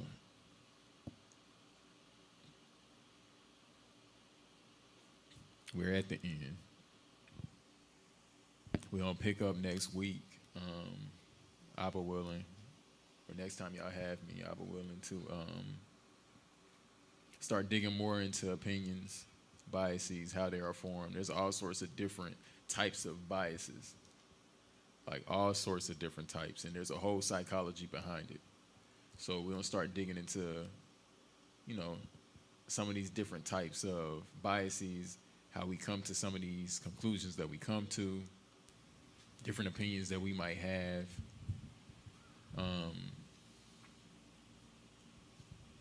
And then maybe by the end of this, we'll start looking at some practical things, maybe some practical things that we can kind of practice to when dealing with differences in opinion.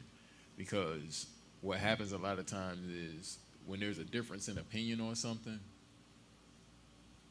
instead of us coming together and reason with one another, and y'all know I'm a big stickler for this. Like, y'all have heard this topic from me many a times. Like, what we'll end up doing instead and opening up the book and saying, okay, well, let's reason on this. Like, let's get down to the bottom of this. And, okay, that's a good point. Okay, here's the reason why I disagree with that point right there, right? And here's why. And here's, have you looked at this? And the whole exchange and dialogue. Like,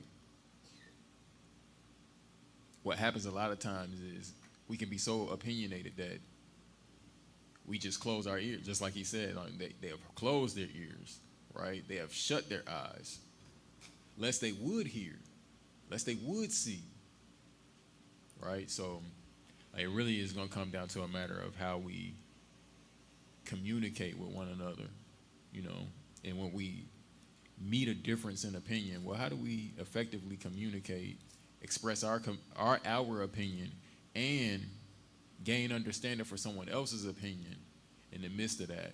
And then now, okay, so how do we still show love to one another even in that disagreement? Because we're not going to see everything eye to eye, because again, opinions are formed and based off of what? Personal experiences, your own personal encounters, your own knowledge base, right? Brian's father says that all the time, you know, like your people are only able to really get as far as their information base is. You know, you don't know what you don't know. You know? So, yeah. Nadavia, then Sister Kim. I was just what you were saying. I think there's like a fine line between like expressing what you have learned and your understanding with the scriptures versus like the opinions you can form with or without the scriptures. There's like a fine line. You have to really be careful.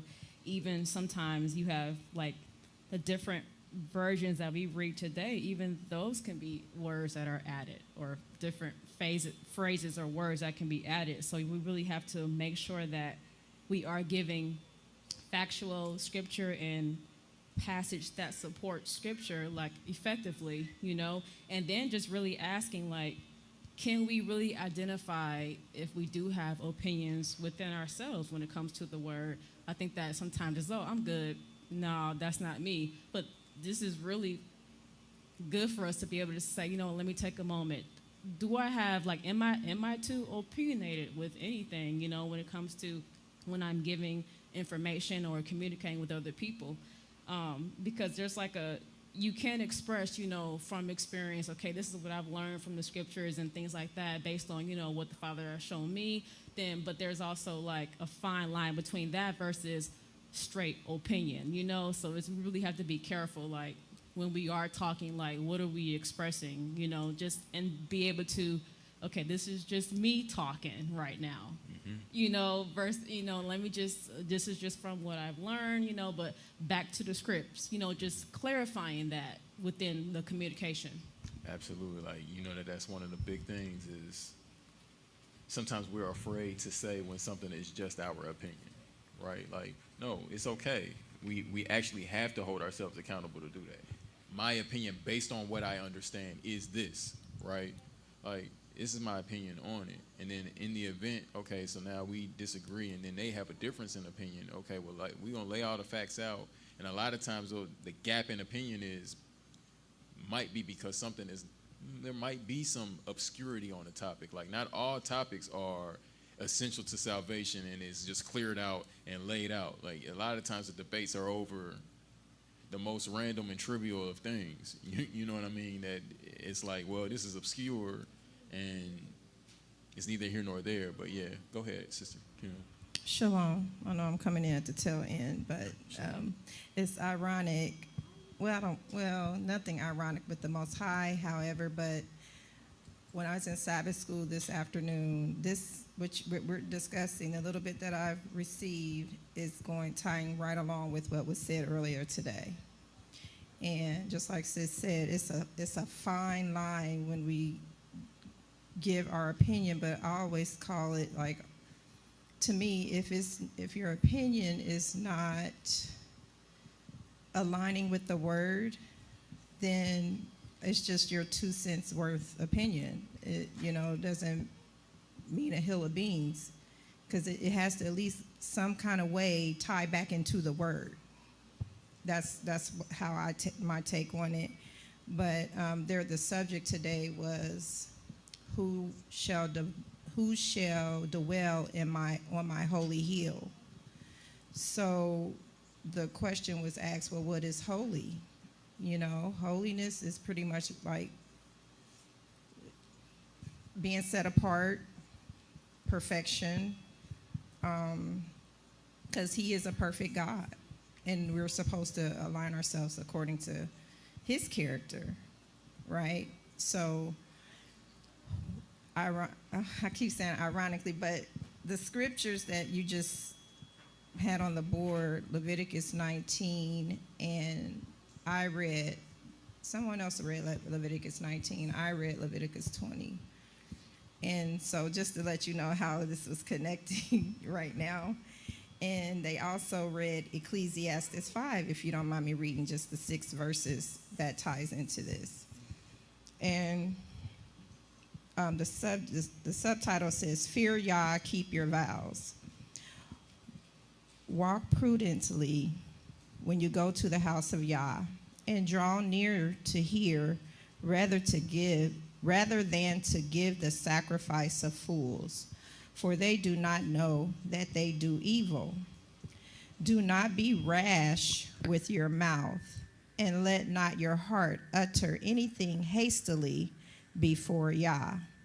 For Yah is in heaven, and you on earth.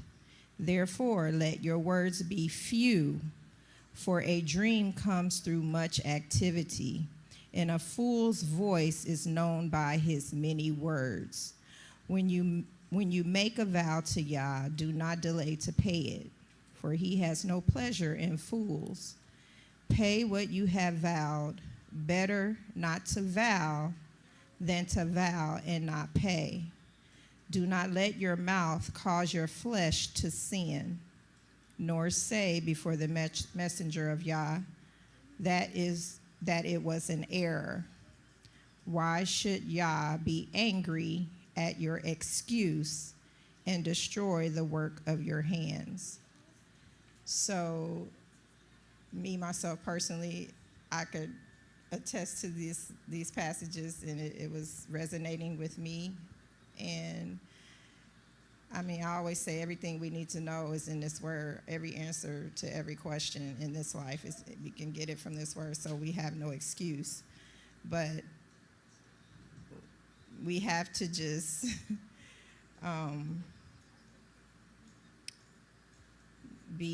watch our words, how we say it. Sometimes it's not what we say, but how we say it. And he said, with love and kindness have I drawn thee. So if we season it with love, sometimes it don't matter if you put honey on it, sugar coat it, caramelize it. If a person doesn't want to accept or receive it, it's, the truth is nothing we could do, because sometimes it's like the word says, the natural mind can't receive spiritual things too. So we just plant the seed. We, in our obedience, and as long as we're coming in love, plant the seed, and then let the Most High do the rest. Yeah, all praises. Like that's literally the ticket is making sure that whatever it is that we do it with pleasing Him in mind, and that if we come in with love in our approach, and whatever like Mashiach said, like wherever you go, like no, go first with shalom, right? Like now, if they don't listen, it is what it is. Dust the soles of your feet. Like Father, He sees it and He'll deal with it. It's like appreciate the teaching with Jonah and all that, and even it all starts with us. Even in Isaiah first chapter, woe to you people of Sodom. He's calling us that. Mm-hmm. And then the same thing when Daniel prayed in chapter 9. We were here in Babylon because of our elders, because they turned their back on you, the sins of our fathers. And we always seem to get amnesia about that. And if we get amnesia, we're just going to repeat the same thing. Every time. All praises. All praises. So yeah, I mean, like I said, we'll dig into this a little bit more as we proceed, and we'll just kind of see how we come to some of these opinions. And don't get me wrong, I want to also say that we all have them. Like, that's just a natural part of having a brain and having your own mind with free will. Like, you're going to have your own thoughts, beliefs, and all those things about whatever, you know what I mean? But the thing is that you have to be aware enough to know when something is just your opinion and treat it as such, you know what I mean? Like, if it's just my opinion, then I understand, hey, this is my opinion. I'm not going to say that this is the word of the Father. Like, this is my opinion, and do with it what you will. And it might be full of wisdom and based on His word. Like, hopefully that's the case, even if I do have an opinion on something. But that opens up the door for me to be a little bit less offended, you know what I mean? Like, when somebody has a difference in opinion on a matter. Go ahead, Sister Karen.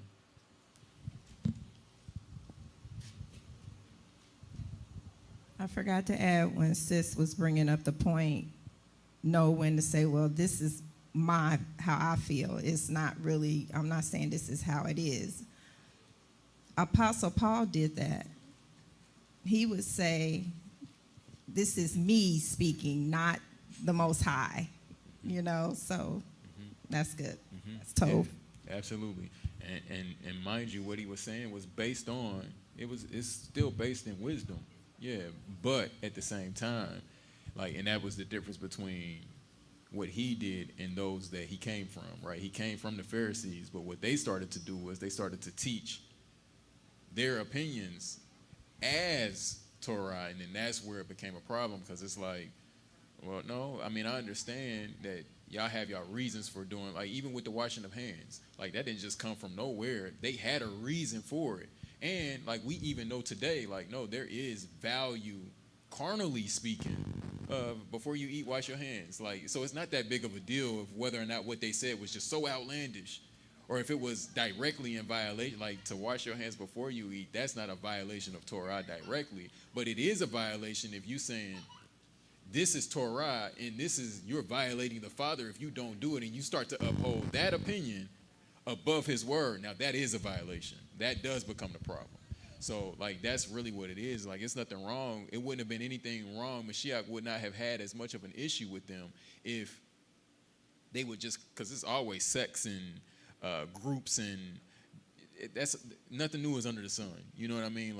And there was more than just the Pharisees in that day, that was walking around that had their own personal beliefs about things and ways that they did things. But his problem with them is no, y'all teaching this this is the word of the Father, and then y'all put the word of the Father to the wayside to uphold these opinions. And that's where he had a problem. Everybody has opinions. There was other groups in that day, the Essenes. There was all sorts of other groups in that day that had opinions about things and beliefs about things. That's one thing, because we just gonna have that based on our levels of understanding. But it's another thing when you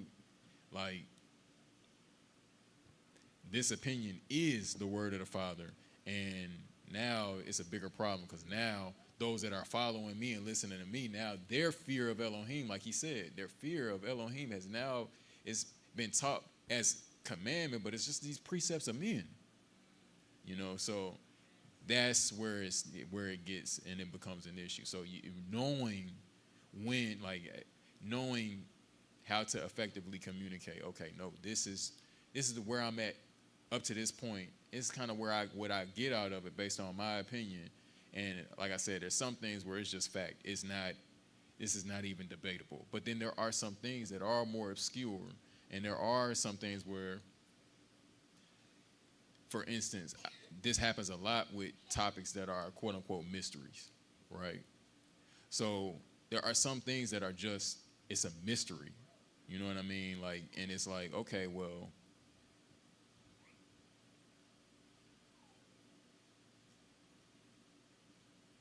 I'll give an example.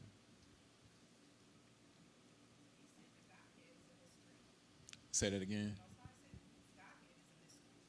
I still can't hear you. He said, what is a mystery? Oh, so I use that as an example, right? Regardless of what you believe about that topic, right? There's a whole host of opinions surrounding it, right? And the reason for that is that particular doctrine in general, there is a lot of obscurity around it, regardless of what side of the field you sit on. You can't go and open up your book and show me a direct verse that explains this clearly. You're going to have to precept it. You're going to be here, and you're going to say, okay, so this is saying this over here, this is saying this over here, and this is the conclusion that I've come to based off of how I understand this here, this here, this here, putting this together. But for me to say, at the end of the day, to say, okay, this is exactly what it is. And I can't say that. All I can say is, well, based on my understanding of this is what I'm getting out of it, right? But at the end of the day, I have to leave room to say, just like death. Like, I can tell you what I believe is after this, right? Okay, well, this is how things are going to go. End time prophecy, right? Like, okay, well, this is what I believe based on the things that I'm looking at. This is how I'm understanding this and why this applies, right? So if I'm looking at it this way and this is what the Ruach is telling me, okay, right? Nobody can argue that.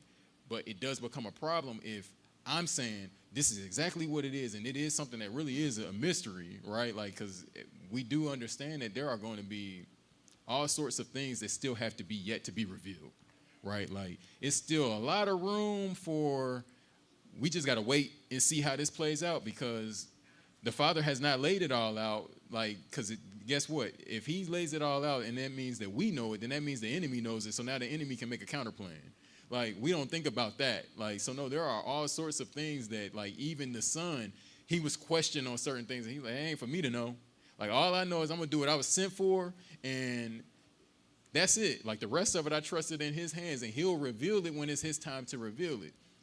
So there's all sorts of things that fall within that realm. But the issue is like, sometimes these doctrines end up becoming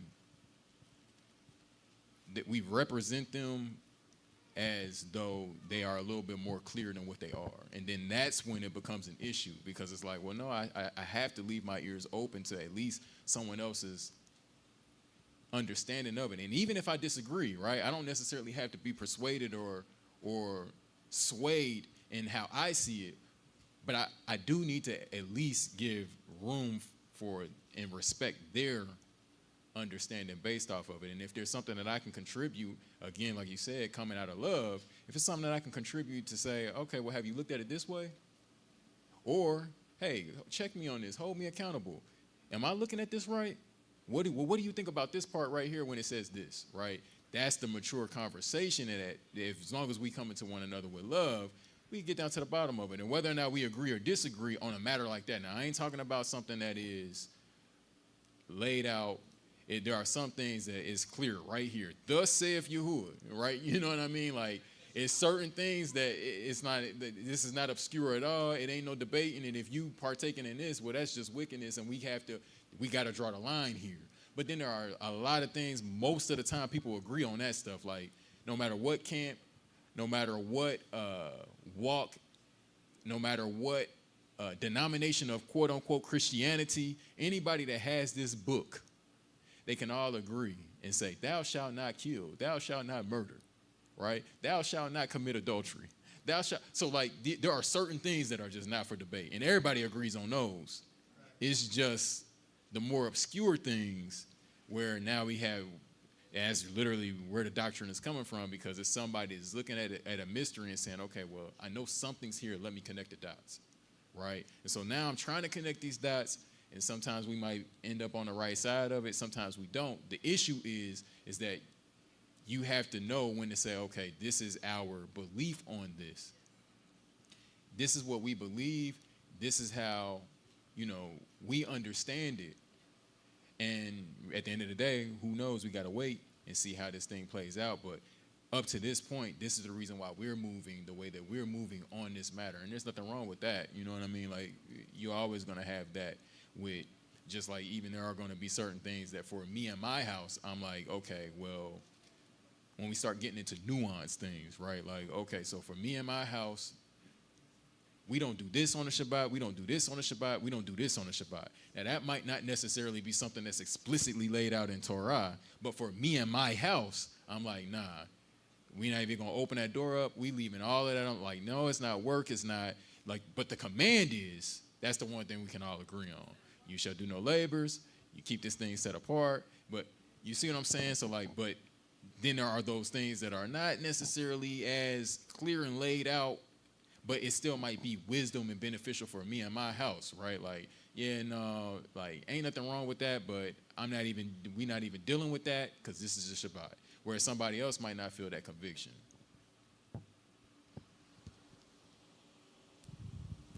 That's the importance of the Ruach HaKodesh, possessing him fully. Yeah, absolutely. Absolutely. And we have to leave room for everybody is not going to have that. You know what I mean? So, like, we even see that in the book of Acts where there were many of people that had the Torah. And, like, he's like, wait, so y'all still didn't receive the Ruach? But they been had the Torah and the laws, the statutes, and they had understanding of that and all of that, right? But they still hadn't had that next part of the revelation. So it's like you have to leave room literally for people in all stages and in all aspects of this thing. So, yeah, all praises. Yeah, like I said, we're going to dig into this and see how it plays out. Told me over. All praises.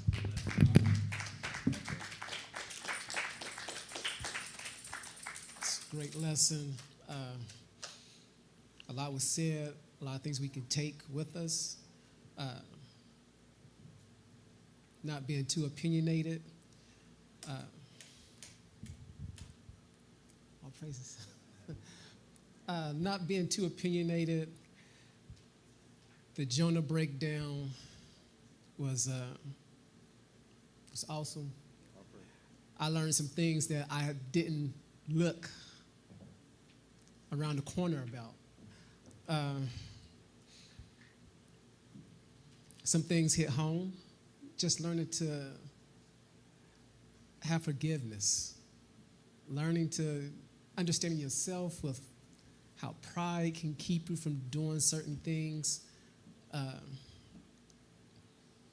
And not have a heart of anger, bitterness. What Jonah went through, seeing what the people was going through, and you form an opinion. But what does the word say?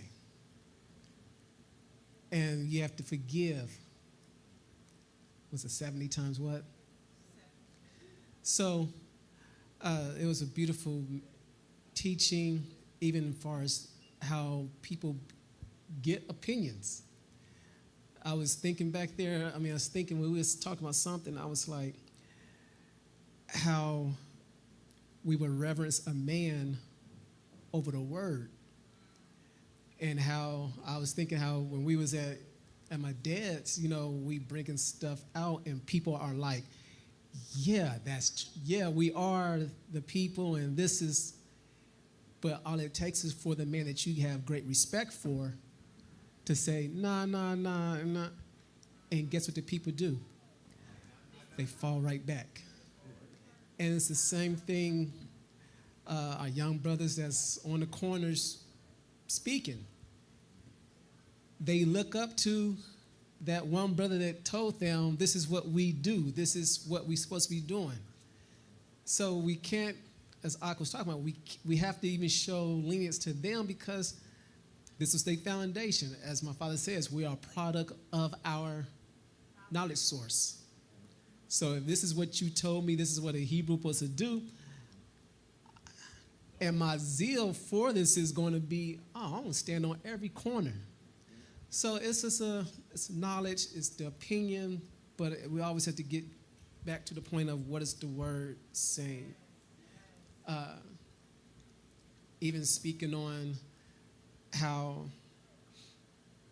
I have put in Deuteronomy chapter 26 this week, and how we have to confess our iniquity, and we have to confess what our ancestors did to why we're here. We have to even accept the punishment.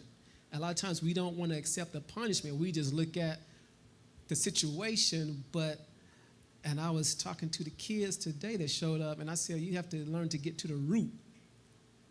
Get to the root of it. Why? Well, this is why we're here. Why in captivity? Well, our forefathers decided to break Torah. Why are we still in this situation? Because we have not waken up to repent as a nation to the Most High. So, once again, those that's listening, those that are in this room, we are truly blessed to have a sense. We don't have everything, but we acknowledge where we're at.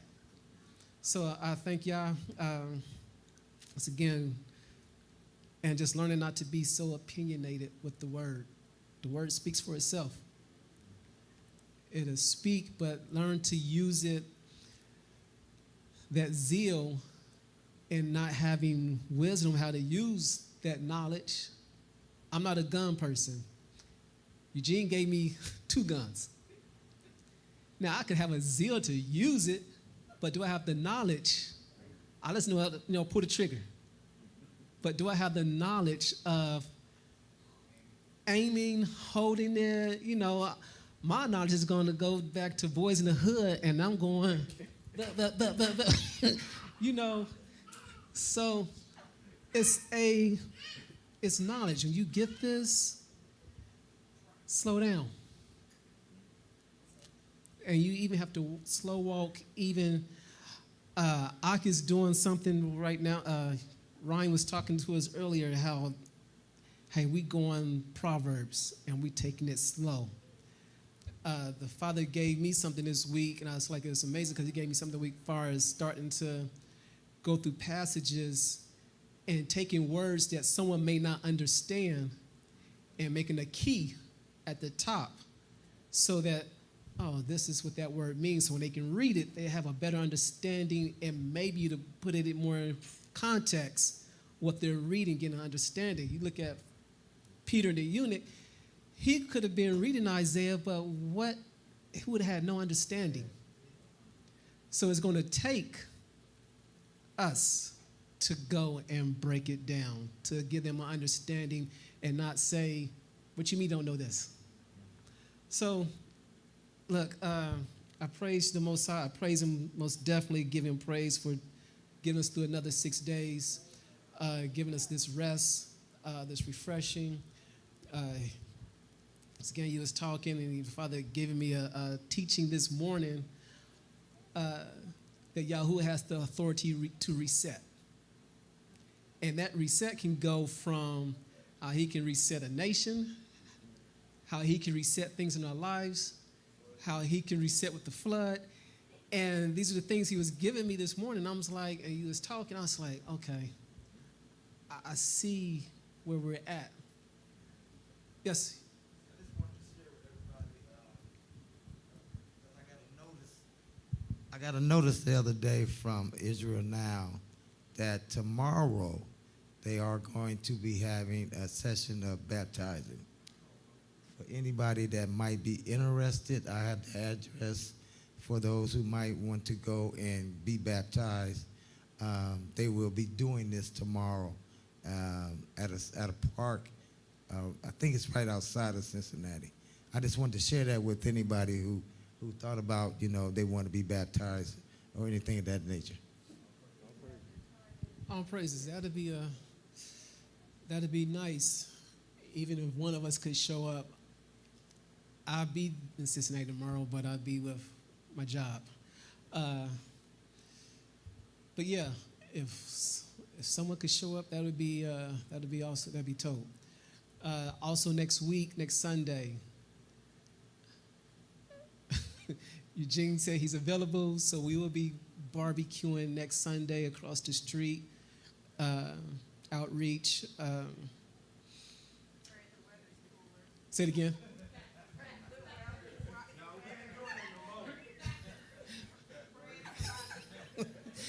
I like those burgers. And let's pray that the weather is cooler. Hopefully I can bring the tent. I have chairs, and I actually have portable styrofoam coolers that I have. So we'll just put some things together. I'm not going. 1 o'clock. So maybe time frame from 1 to 5. So from 1 to 5 o'clock, we'll be doing the outreach. Yes, same spot. But that's it. Once again, I'm refreshed. Keep me and my family, my entire family, in prayer. Yes, just keep us in prayer. I thank y'all for just allowing me to just be a servant. I don't mind being the mic bearer or, but just let me be found doing something in the house. So, but keep me in prayer. And I'm going to give the hands back to you, Ak.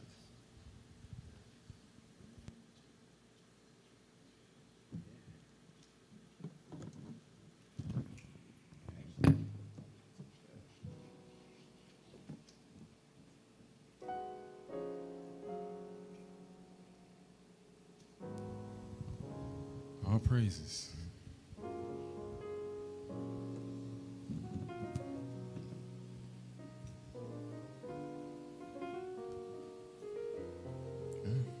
All hearts and minds clear.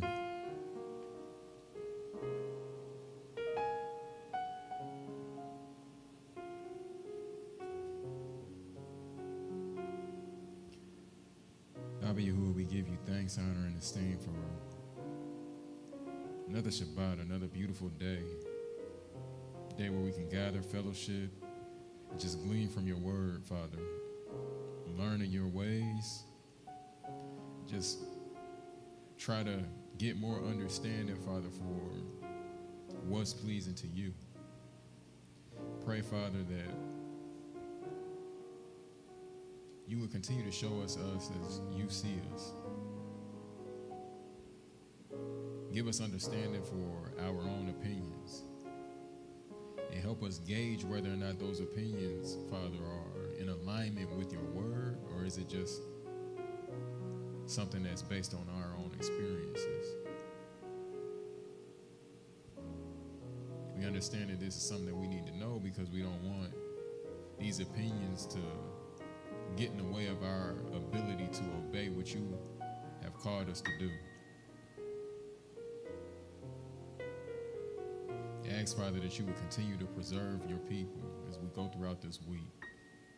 Continue to watch over us as you always do. So that we might have an opportunity to gather once again next Shabbat. I ask, Father, that you would continue to bless the hands of those that are laboring for the building up of your kingdom. Pray that you would equip us as well, that we might learn how to be effective witnesses towards those who don't understand or have not quite come into the marvelous light. we might be effective witnesses to them. Ask Abba, continue to guide our mouths and keep us mindful of how we are to operate in love even when expressing our opinions. Pray, Father, that you would continue to watch over our households. You know our needs. And we trust you, Father, that you are our healer, our provider. You're our righteousness, you're our rock, you're our everything. We just give you thanks, honor, and esteem in the name of Mashiach Yahusha, our Prince, the one who has made this possible for us to be able to gather today. Opening up a door for us to be able to be rejoined back to you in your covenant. We give you all thanks, honor, and esteem. We say hello to you, Yahuwah. Amen, and let it be so.